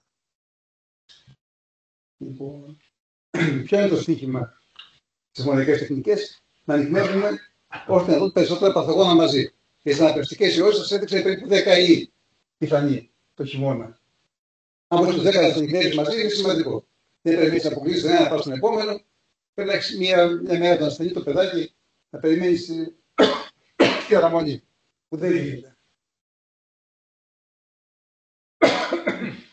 Εδώ είναι ανατομική περιοχή του αναπνευστικού συστήματος. Ποιους ιούς και μικρόβια περιμένεις να βρεις. Εμείς είπαμε, θα μιλήσουμε για τις ιώσεις αυτή τη στιγμή. Αν τα μικρόβια δεν πάνε πίσω. Τα μικρόβια είναι πιο σπάνια, αλλά είναι πιο θορυβόδη. Οπότε και αυτά πρέπει να ανοιχνεύουμε σωστά. Και όταν αναζητήσουμε, βλέπουμε ότι από τους ιούς αυτούς, τους 7-8 συχνούς ιούς, σε όλες τις νοσολογικές οντότητες του αναπνευστικού συστήματος είναι όλοι κάπως συχνοί. Δεν πρέπει να σας το με ενδιαφέρει. Είναι σπάνιος. Ας πέρασουμε μόνο τους 3 πιο συχνούς. Είναι άλλοι 7-8 που πρέπει να τους ξέρεις και να τους αποκλείσεις. Λοιπόν, γι' αυτό βγήκα αυτό το σύστημα, το λεγόμενο Phil Murray, δεν ξέρω αν το έχετε ακούσει περισσότεροι. Το Phil Murray είναι ένα τεστ εταιρείας βιομεργέ. Αμερικάνικες το πιάσαν. Από το Salt Lake City. Κάποιοι νεότατοι Αμερικάνοι, απίθανοι τύποι. Έτσι που τους ήξερα γιατί συνεργαστήκαμε ερευνητικά. Και μας δίνανε λεφτά για να τους αξιολογούμε την μέθοδό τους. Βρίσκουμε λεφτά, έτσι να πληρώνουμε τα παιδιά τα παιδάκια τους συνεργάτες. Τα παιδάκια κάποιοι νεότατοι 35-40 χρονών. Αμερικάνοι πάρα πολύ απλοί άνθρωποι και γρήγοροι. Που τους έχω βοηθήσει με το Phil Murray του αίματος, το θερμοκαλλιέργεια, να το δουλεύουν και από εκεί τους γνώρισα. Τέλος πάντων, με αυτή τη μέθοδο του Phil Murray ανοιχνεύεις για το αναπνευστικό μόνο 21 ιούς. Για το ανώτερο αναπνευστικό. Υπάρχει και πάντα κατώτερο αναπνευστικό. Εδώ το λένε νιουμόνια, πνευμονία. Ανοιχνεύεις και όλα τα μικρόβια που κάνουν πνευμονία. Ξέρετε, μικροβιολογικά για να επιβεβαιώσεις να αποκλείσεις τις αίτρες της πνευμονίας είναι πολύ δύσκολο. Για διαφόρους λόγους. Κυρίως γιατί το δείγμα δεν είναι καλό. Ελάχιστοι έχουν βαθιά απόκρυψη.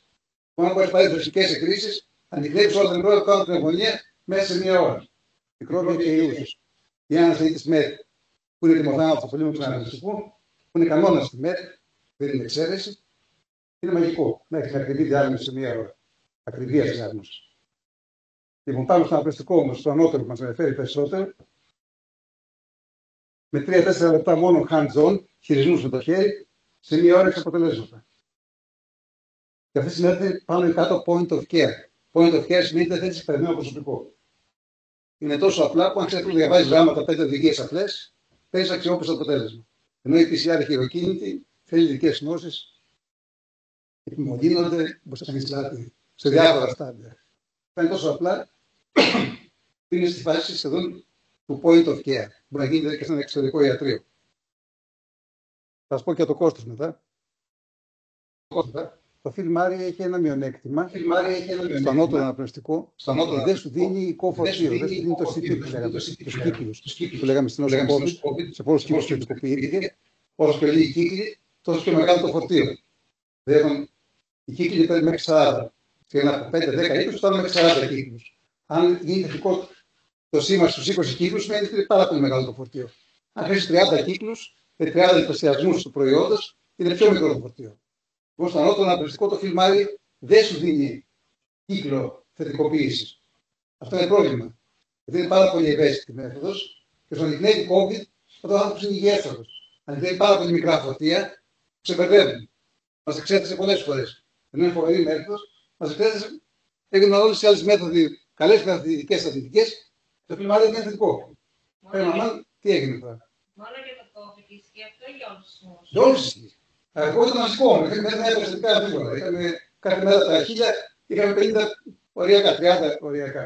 Έχουμε στο εργαστήριο Φιλμάρι και μας είχαν φέρει τους κινήρες πολλά kit. Απλώς βγάζαν πολλές διασταυρώμενες αντιγάδια. Βγάζαν 3-4 θετικά. Αυτό το λέμε. Είναι συνάδελφος του μικροβιολόγου εδώ στο εργαστήριο του νοσοκομείου. Ωραία, μάλιστα, ωραία. Δεν έχουμε κοντά, δεν έχουμε μιλήσει. Ωραία. Λοιπόν, το Φιλμάρι λοιπόν, βγάζει διασταυρωμένα. Κυρίως στο ανώτερο αναπνευστικό το πρόβλημα είναι ότι βγάζει πολλές φορές 3 παθογόνα μαζί, 2-3. Είναι συχνό να βγάζει 2-3 το χειμώνα. Το ερχόμαστε σε επαφή με στραγωνίδια, ένα από το άλλο. Βγάζουν και πλέον πιο θετικό. Γιατί ένα είναι το παθογόνα, δεν μπορεί 3 ταυτόχρονα. Σπανίως το καλούμε όσο 3 έτε αυτό. Συνήθως είναι το 1. Σπανίως είναι το 2, 3 δεν είναι ποτέ. Έτσι δεν είναι φυσιολόγοι. Είναι κάποιοι νόμοι. Ένα είναι το παθογόνα, άλλο 2. Λοιπόν, γι' αυτό βγάλανε ένα άλλο kit. Αυτό εδώ της εταιρείας Fiat, το οποίο δίνει και κύκλους CTA. Αυτό έχει πολύ μεγάλη σημασία. Και ξέρετε, τώρα σας λέω κάποιες λεπτομέρειες που θύμωσα με το Φιλμάρι. Όταν πίεσα εγώ τους αντιπροσώπους, λέω: οι μέθοδος μας είναι κύκλους, γιατί δεν δίνεται. Αν μπορούμε και εμείς. Δεν το λέτε. Αυτοί μπορούσαν εμέσως να δίνουν μια πληροφορία ποσοτική. Δεν το δίνετε, δεν ήταν δύσκολο, δεν τους πήγαινε καλά. Όταν τους είπα: παιδιά, υπάρχει άλλο τεστ. Πιο αποτελεσματικό, αλλά και εμείς μπορούμε. Αυτό είναι αλήθεια. Ότι μπορεί να δώσει τη CT, αλλά δεν το δίνει. Όταν είναι αξιόπιστο, κάτι γίνεται. Τώρα το τους πίεσα, γιατί είχα πάει στην παρουσίαση στο εξωτερικό στην Ισπανία. Πιέζεται στα Αρκελότη και τα είδα από κοντά. Τέλος πάντων, αυτό το τεστ και ποιο είναι το πρόβλημα με το τεστ αυτά, να πάμε στα οικονομικά μεγέθη. Ότι είναι ακριβό. Λοιπόν, δεν είναι πάρα πολύ ακριβό για αυτά που προσφέρει. Κυρίως αν γίνει μαζικό, θα ξέρετε, ο Εωδίας στο Βόλο. Φιλμάρι. Ο ΕΟΔΗ, ο κ. Χατζηστοδούλου, έχει δώσει εκατοντάδες χιλιάδες τεστ σε όλα τα νοσοκομεία της Ελλάδας. Φιλμάρι. Εμείς στα νοσοκομεία του πάρουμε 140 ευρώ το τεστ. Στον ΕΟΔΗ πήγε μαζικό το δώσαν 70 ευρώ το τεστ. 70 δεν είναι πολλά. Απλώς λήξαν τον Ιούλιο. Γι' αυτό πάτε σε αυτήν. Δεν ξέρω. Δεν πάω στα λογιστικά, δεν τα ξέρω. Αυτά που βλέπουμε τώρα, όχι, δεν είναι λιγμένα. Δεν είναι λιγμένα. Τις άλλες αναλήξεις είχαν 4-5 μήνες ημερομηνία λήξεως, μπήκε αυτό να τα δώσω αυτήν, δεν ξέρω. Πάντως αυτά όλα θα χρησιμοποιήσετε. Εκεί θα καταλήξω. Ότι όλα θα χρησιμοποιήσετε είναι φτηνά. Δηλαδή, 70 ευρώ να κάνεις τέτοια πληροφορία για 20 ιούς, δεν λέμε σε ένα συνάχη. Αν έχει μια βαριά ίωση και έχει 40 περιττό και μη ηλικιωμένος, τον πεις τη διάγνωση αξιόπιστα σε 1-2 ώρες, μπορεί να του σώσει τη ζωή. Τι όφελος οικονομικό έχει το νοσοκομείο? Τι όφελος? Είναι ίωση, θα το στείλει σπίτι του. Αν είναι προβλέπω, έτσι το κρατήσει στην ουσία. Θα μην πω έτσι νικήτηδες. Υπάρχει 4 νικήτηδα. Που τους βρίσκει 20 παγωνών, δεν έχει νικήτηδες σε μια ώρα. Θα κάνει κάτι νικήτηδες έτσι μια εβδομάδα. Με σημαντικές περιόδους. Το κρατάς στο νοσοκομείο, του δίνεις αντιβίωση, αν έχει έναν ιό, το στέλνει σπίτι. Αν έχει τρόπο, πρέπει να το βάλεις σε αψημένη νοσηλεία και εντατική κάθε φορά. Αυτά είναι επαναστατικά τεστ. Και αυτό είναι η έννοια μας να πέσουν οι τιμές να βγουν στη ρουτίνα. Αυτό λέω στον τομέα που πιέζουν οι εταιρείες. Δεν ρίξτε τις μέσα, αλλά το βάλουμε μέσα. Στην Αμερική είναι φτηνά που είναι μαζικά. Εδώ όμως είναι ακριβά επειδή είναι λίγα. Δηλαδή αυτά θα τα αλλάξουν τελείως. Τα λέμε στην αργό game changer. Αλλάζουν το παιχνίδι. Αυτές οι μεθοδολογίες. Να έχεις σε μια ώρα διάγνωση εντελεχές. Αυτό είναι τους περιορισμούς τους. Πρέπει να ξέρεις το τεστ πότε μπορεί να βγει ψευδός θετικό, κυρίως με τη μεγάλη ευαισθησία. Όταν χρειάζεις πάρα πολύ μικρές συγκεντρώσεις, πρέπει να είσαι όριμος, να πεις αυτό είναι σωστό ή δεν είναι. Θέλεις μια ευθύνη. Και όσοι νομίζουν οι εργαστικοί δεν έχουν ευθύνη, κάνουν λάθος. Απλώς δεν ξέρουν τη δουλειά. Θα το αποφάσισες, θα δώσει το κλινικό, δεν ξέρω. ευθύνη σου, καταλάβει αυτό είναι λογικό ή δεν είναι. Ο γυναικολόγος να θα πει αν δώσει αποτέλεσμα, μάγος είναι. Και εσύ πρέπει να ξέρει αυτό που λες. Αν είναι στα ώρα τη αλήθινση, αν είναι πολύ θετικό, αν είναι λίγο θετικό, αν ταιριάζει με την εικόνα. Και πάμε στην κλινική μικροβιολογία. Πρέπει να παίρνουμε πληροφορίες από τους κλινικούς να μας τις δίνουν οι κλινικοί για να δώσουν αποτέλεσμα. Το κάνουμε μια προμόση. Να το δώσουν εταιρεία κλινικής μικροβιολογίας. Προστάτως, εξετάζουν τους κλινικούς μικροβιολόγους και με άλλα κάνουμε προμόση. Τους συναδέλφους δεν κάνουμε τον έξυπνο. Αλλά τέλος πάντων χρειάζεται την ευθύνη να την παίρνει. Λοιπόν, είναι εξεπέραστη η ευαισθησία της δυνάμεις των διαγενών λοιμόξεων, λοιπόν, όλων των μοριακών μεθόδων, ειδικά αυτών που τα λέμε συνδρομικά. Γιατί εξετάζουμε όλα τα αίτια της συνδρομής, της κλινικής συνδρομής που μελετούμε. Λοιπόν, εδώ είναι ένα αποτέλεσμα δείχνει ένα σώμα μέλους σε ένα κέντρο αναφοράς με τις συμβατικές μεθόδους, βγάλαμε αυτά τα αποτελέσματα. Αρνητικά περισσότερα, με τη μορφή Μάρη βλέπουμε τα αρνητικά ήταν πολύ λιγότερα. Ανιχνεύσαμε πολύ περισσότερους RSV, πολύ περισσότερους ρινοϊούς. Βλέπετε πόσο λίγα τα θετικά με τη συμβατική μέθοδο και με τη μοριακή βλέπετε τριπλασιάζουν τα θετικά. Άρα τριπλάσιοι άνθρωποι βρήκαν μια λύση. Μέσα στα πράγματα, εδώ όπως έλεγα, πρέπει να ξέρει το ιστορικό του ασθενούς, την επιδημιολογία, που έχει τεχνήσει άλλο, μπορεί να το βρει. Ένα σπάνιο δεν έχει τεχνολογήσει. Αν μπορεί αυτό το έχει πάρει, δεν το έχει πάρει. Να ξέρετε, βάζω όλες τις μέρες βάζω και εξοδοστατικά. Για χίλιους λόγους. Και τα φιλμάρια για εξοδοστατικά. Διασταυρούμενα που είπε η συνάδελφος. Πρέπει να ξέρεις με αυτό το πιθανολογήσει στην αρχή. Όταν κάτι δεν σου ταιριάζει, πιο πιθανό να είναι λάθος. Παρά να είναι απίθανο, σπάνια. Είναι νόμος στα εργαστήρια. Το κάτι που δεν στέκει με την κοινή λογική, δεν μάλλον δεν είναι. Ας να αποδείξεις ότι είναι. Όχι το ανάποδο. Πρώτα τα αφήνεις στην άκρη σαν λάθος. Έτσι αλλιώς θα έλεγε στον κόσμο. Ξέρω, καλό άριστο δημοξιολόγο, να μην πω ονόματα, γνωστότατο, που μου έλεγε χολέρα στη Ζάκυνθο. Του είχαν πει τον ανθρώπου κάτι μοιάζει με χολέρα, και το λέω αυτό το λέει χολέρα. Λέω κάτι χολέρα, πού βρέθηκε η χολέρα. Και πώς του βρήκα στη Ζάκυνθο τη χολέρα. Έτσι βρήκα το εργαστήριο στη Ζάκυνθο χολέρα. Εγώ σωμάρα. Πήγα στο εργαστήριο χρονικό τη Ζάκυνθο χολέρα. Και το ανακοίνωσα αμέσως βρήκαμε χολέρα. Πήγαινε έτσι αυτά τα πράγματα. Και πολλά. Θα πρέπει να υπάρχει και μια δεύτερη μέθοδος ίσως διασταυρώνες. Δεν θα φωνάζουμε αυτά, δηλαδή. Πριν σιγουρευτούμε πολύ. Γιατί γίνεται ασφανικός. Λοιπόν, θα να σας πω λίγο για τον ΕΟΔΗ. Μερικά πράγματα. Ο ΕΟΔΗ λοιπόν παρακολουθεί αυτά τα influenza-like illnesses, τα ILI, που είναι από τον Οκτώβριο μέχρι τον Απρίλιο. Υπάρχουν ορισμοί.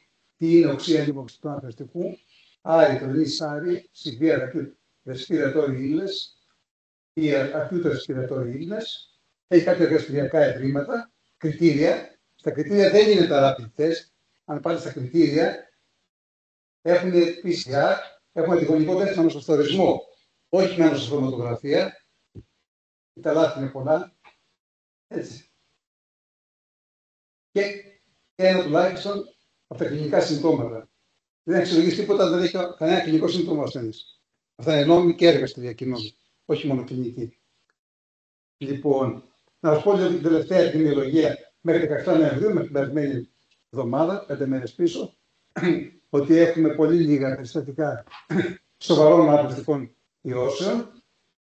Ο ιός η νόσος COVID δηλαδή είναι πάρα πολύ συχνή. Είχαμε 27 θανάτους αυτή τη εβδομάδα λοιπόν. 27 θανάτους τη εβδομάδα, μια εβδομάδα σχετικώς ήπια στην κυκλοφορία του ιού. Έτσι 35 ήταν τους προηγούμενους μήνες τη εβδομάδα. Το ξαναλέω. Έτσι.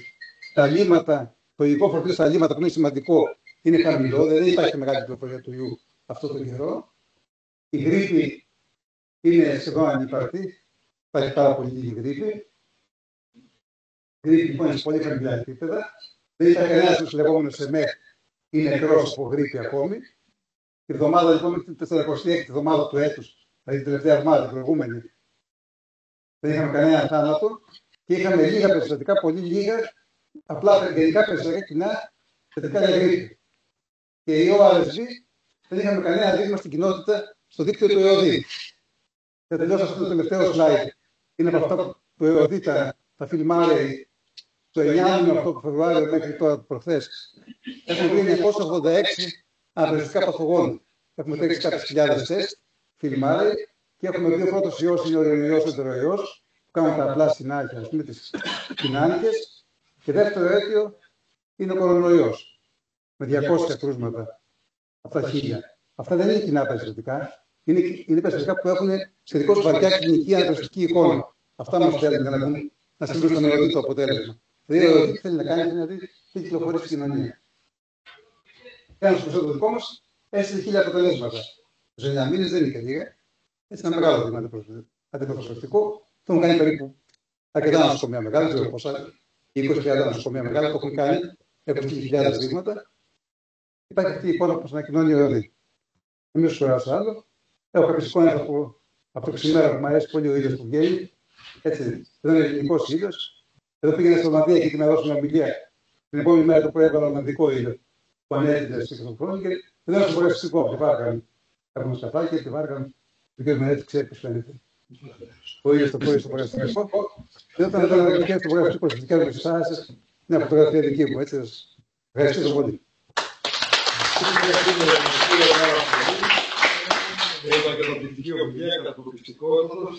Να περάσει και το μήνυμα για την ποιότητα της λήψης του δείγματος. Για να αναφέρω στη δικιά μου ειδικότητα, ο Νικολαίδης ζητάει ο leader της γνώσης στην περιγενετική κάθε χρόνο αποτελέσματα και του λέμε καλά. Κάθε χρόνο δεν ξέρω να μετράμε αυθεντική διαφάνεια. Όχι, λέει κάθε χρόνο, γιατί το τεστ PAP που είναι μια απλή μέθοδος απέτυχε από την κακή λήψη του δείγματος. Γιατί η αξιοπιστία του τεστ PAP δυστυχώς είναι 65 με 70%. Αυτή είναι η πραγματικότητα. Με σωστή λήψη όμως θα ήταν σχεδόν 100%.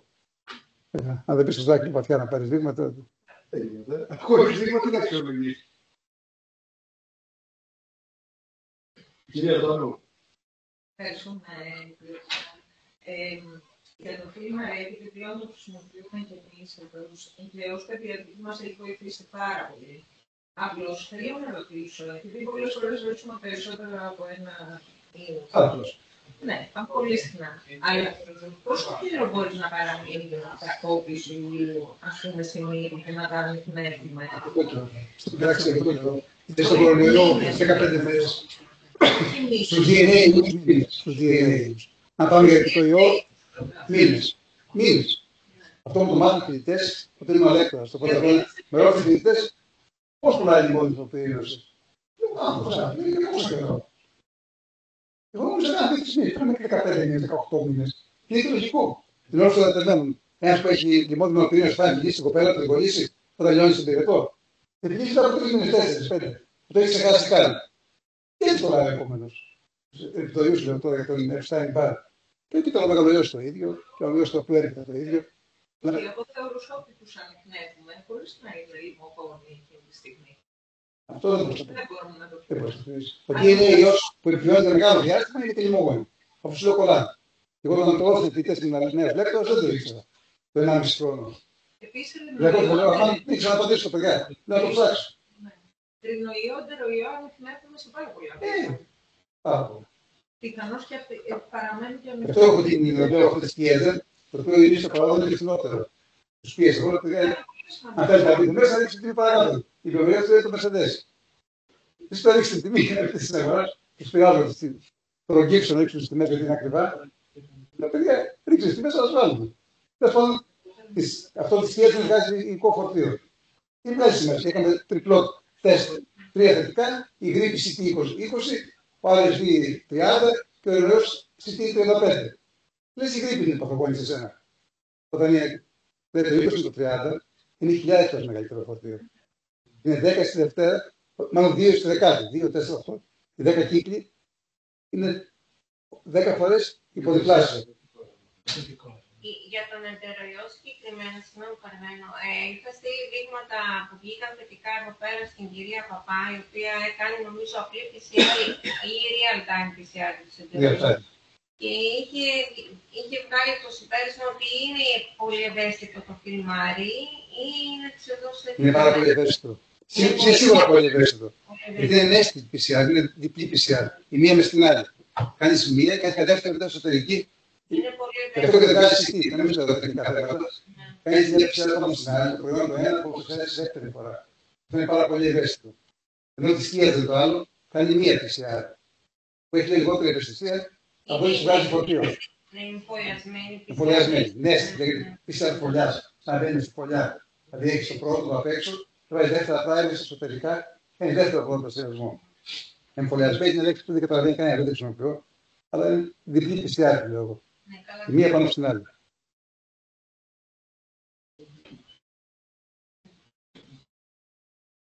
Ας ξέρετε, στους ενδοροϊούς έχουν πολύ μεγάλη εξειδίκευση εκεί. Έχω έναν καθηγητή συνεργάτη με τον Σκαφάκα, τον Νίκο, που είναι στους ενδοροϊούς πάρα πολύ ειδικός. Αν έχει μια πορεία δύσκολη, τον Νίκο τον Σκαφάκα, να μας τα λύσει. Έχει βασική δηλαδή παιδεία σε βασικές επιστήμες σε επίπεδο. Εσείς έχετε πολλές νεφώσεις λογικά. Έγινε, χαμός. Το πρώτο χρόνο του κορονοϊού, παιδιά, από τα ισόψυχά μου, είχαν τρομερός τεστ. Η δεύτερη υγειονομική περιφέρεια έχει όλα τα νησιά του Αιγαίου. Όλα. Δίνεται στο παράδειγμα της Κρήτης, από τα Κύτταρα μέχρι την Κύλινο, όλα δείχνουν δεύτερη και με έπαιρνε τηλέφωνο όλα τα νησιά να βάλουμε μηχανήματα μοριακά για COVID. Και πού να τα βάλουμε και χρειάζεται HUD, θάλαμο βιολογικής ασφάλειας, που δεν έχουν τόσο. Τα κέντρα δεν είχε κανένα φυσικά. Και πού να βρούμε μηχάνημα, δεν υπήρχαν μηχανήματα, τα είχε ο Τραμπ στην Αμερική τα μηχανήματα. Άντε να ψάχνουμε να βάλουμε μηχανήματα, άντε να του πω οδηγίες πώς θα δουλεύουν το αποτέλεσμα. Το τι στρες άλλους ένα χρόνο θα πεθάνουν. Αλλά τους βοηθούσατε για να μπορέσει να προσυπορηθεί λίγο, γιατί αν δεν στέλναν όλα στο κεντρικό εργαστήριο... Δεν είχα χώρο εργαστήριο για 5 δίμα τη μέρα, 10. Δεν είχα χώρο, δεν είχα αποθήκες. Αν δεν διάβασαν αποθήκες, θα πάρεις τα κουτιά, θα καθαρίσεις, θα κάνεις δράσεις μηχανήματα, μέσα στις μήνες, 2 μήνες, είχαμε ένα εργαστήριο μεγάλο, από το 0. Θα μας δώσει το κοϊδί, που δεν είχαμε, πού να δούμε. Θα κάνουμε το κοϊδί, θα πούμε άκρη στη λίστα, το ΑΣΕΠ. Ήταν το ΑΣΕΠ, ΑΣΕΠ ήταν. Μπαίναν στη λίστα, κάναμε χρειαστεί να πάρουμε καλούς, γιατί ήταν και άχρηστο και άλλο 60 χρόνων να δουλεύει. Δεν θα κάνουμε όλα κάτω με 60, και του είπαμε κάνει καλό στη λίστα, έδειξε ότι υπάρχει, κάνει τώρα από εκείνη στη λίστα, σοβαρή υποψήφη. Πρέπει να έχει 4 που δεν κάνανε άνθρωποι, είναι θεσμικό τώρα και δεν θα θέλουν να κάνουν. Κάναμε κάποια βοηθήσανε αυτό, είχαμε μια συνεργασία τρομερά καλή, άρχισα να πάω στους πολιτικούς τότε. Τότε δεν είναι το Μάριο, όχι. Άρχισα την αγωνία της, δηλαδή θέλω να βοηθήσω και γίνει κάτι καλό. Τώρα σας λέω, αυτό είναι ουδηριακό, δεν καταγράφω. Όμως λειτουργούν του COVID. Ποτέ να μην είσαι σίγουρος. Ο μεγάλος αδερφός θα κοπεί. Εννοούμε θα πάω το διαψεύσω, το ελίστα. Καταθέσουμε πέρσι. Τα rapid test σας σώσαν όμως, λέω. Τα rapid test που βγήκανε. Σώσαν. Κοιτάξτε, βγάζω από άλλα αυτά τα rapid test. Δηλαδή, ξέρετε, αν είσαι στην αρχή της νόσου, θα σε χάσει. Αν ανεβαίνει τώρα το φορτίο. Αν κατεβαίνει, πάλι θα χάσει. Θα σε πιάσει στη μέση της ακμής της νόσου. Αν είσαι αρνητικό και το βρεις θετικό στην PCR, έχεις 2 ενδεχόμενα. Ή τώρα ξεκινάει, ή τώρα είσαι αποδρομή. Πρέπει να ξέρεις να ασθενεί, να δεις να ασθενεί από που το κόλλησε και θα σου πει ο αδερφός του, ο πατέρας του, το κόλλησε.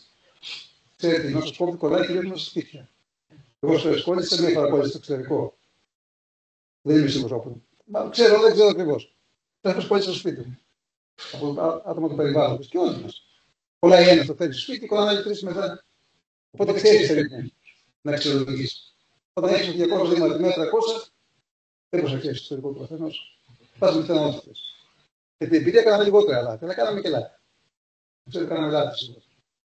Δεν σας τα είπα, τα ενδεχόμενα που μπορεί να χάσεις. Είτε με τη μεγάλη μπορείς να χάσεις. Το φιλμάζεις, σας λέω. Ένα που είσαι στη 38, όλες τις άλλες δεν το χάμε. Το φιλμάζεις είναι θετικό. Τώρα το ένα, λέει, μου το έδωσα θετικό χτες, σήμερα είχα θετικός, αφού είμαι καλά. Είχα γίνει καλά πριν από 5 μέρες. Και βγαίνω θετικός πόντος, εσύ μου βγάζεις θετικό. Ξανακόλλησα. Θα υπάρχει ανοχή, ξέρετε, κοινωνία, αν έχετε. Πρέπει να βουλευτεί, να μην μπορούμε. Αλλά βουλευτής, αν είναι αρνητικός συνέχεια. Με μοριακή μέθοδο, μας είναι βουλευτής. Έχει και θετικός. Σαν να σου πει την 8η φορά. Και τώρα είναι πάρα πολύ. Γιατί παίρνω δείγματα, καλά δείγματα, να έχω πυρετό, του βάζουμε 3-4 αρνητικές, πήγε θετικός στον Ευαγγελισμό μετά από μια εβδομάδα. Είχε κόβει άλλο. Το γιατί, δεν βάζεις άκρη, δεν ξέρεις γιατί. Δηλαδή, ένας που έβγαλε 200 θετικά τη μέρα, 300 θετικά τη μέρα.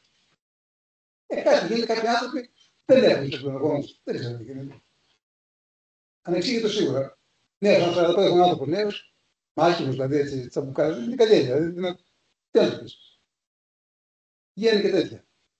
Αν δεν ήταν πολλά και θα έχει η κοινωνία καταλαβαίνει. Βλέπει δηλαδή Πώς το κάνει, υπάρχει μια φήμη στην κοινωνία, τι θα κάνεις και σε σώζει η φήμη σου και το σύνολο που δείχνεις. Όταν πάρεις ένα, γίνεται λάθη. Φωτιά στον πόλεμο είναι λάθη πολλά. Ήταν πόλεμος.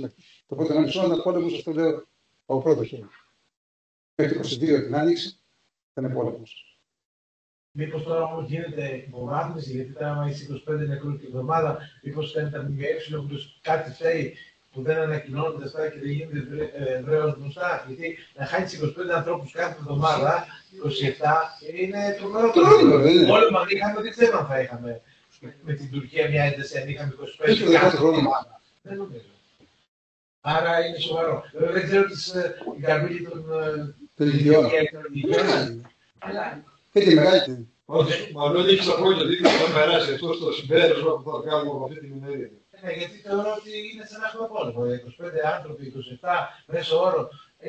Υπάρχει υποβάθμιση όντως. Είναι ελαφριά, γιατί να κάνουμε κι άλλο. Μήπως είναι σκόπιμο και αυτό, γιατί εγώ με τους πολιτικούς λίγο θεωρώ ότι υπάρχει κάτι από πίσω που δεν το κοινοποιούν. Δεν είμαι σίγουρος φυσικά, αλλά θεωρώ ότι δεν μπορεί να είναι τυχαίο.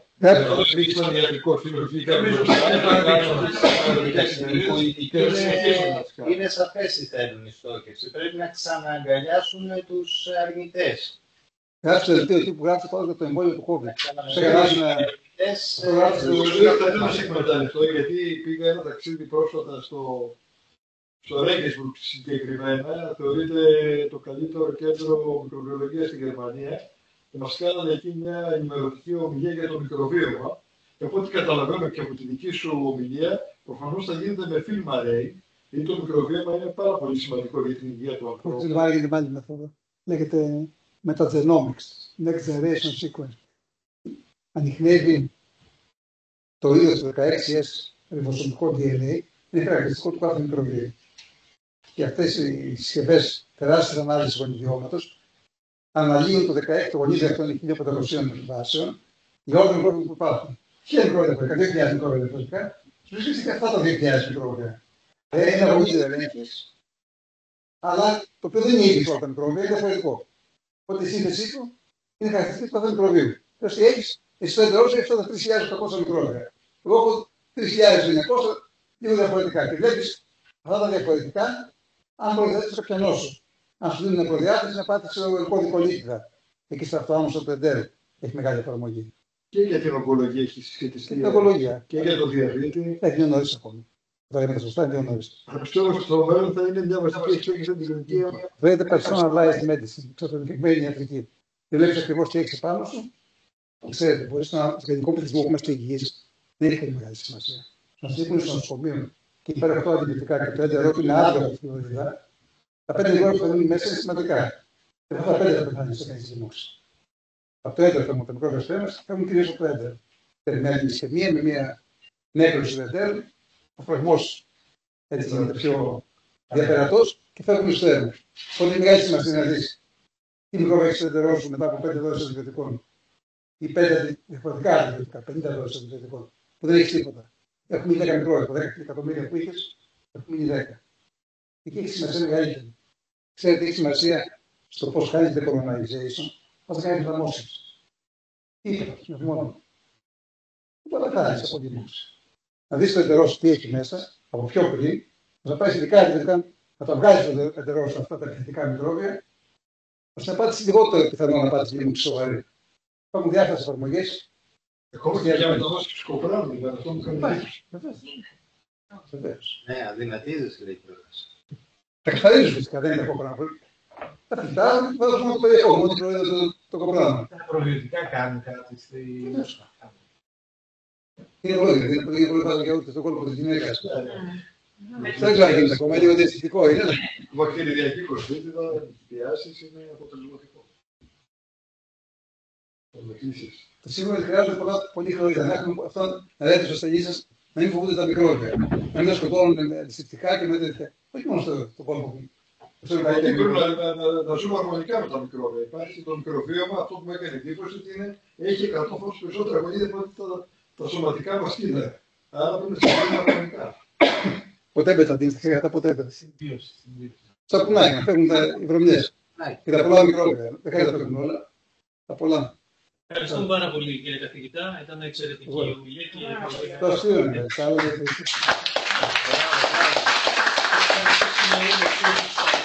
να υποσχεθούμε ότι θα γυρίσουμε σύντομα, θα επιστρέψουμε σύντομα και με άλλη ημερίδα και ελπίζουμε αυτό να συνεχιστεί μέχρι και το καλοκαίρι με ημερίδες τέτοιες ενημερωτικές. Ήταν η πρώτη, νομίζω ότι σαν πρώτη ημερίδα θα συμφωνήσει και ο πρόεδρος ότι είχε επιτυχία. Καταρχάς που καταφέραμε να τη φτάσουμε στο τέλος της, χωρίς κάποιο σοβαρό. Ξεκίνησε κιόλας. Κάθε αρχή είπαμε είναι δύσκολη. Να ευχαριστήσουμε όλους τους συμμετέχοντες, να ευχαριστήσουμε τους τεχνικούς μας, γιατί χωρίς αυτούς και τον γραμματέα του Συλλόγου δεν θα γινόταν. Και να ανανεώσουμε το ραντεβού μας σε ένα μήνα περίπου από σήμερα. Θα χαρούμε πάρα πολύ και ελπίζουμε τότε διαδικτυακά να μπορέσουν περισσότεροι συνάδελφοι να συνδεθούν. Ευχαριστούμε πάρα πολύ όλους σας. Μπράβο.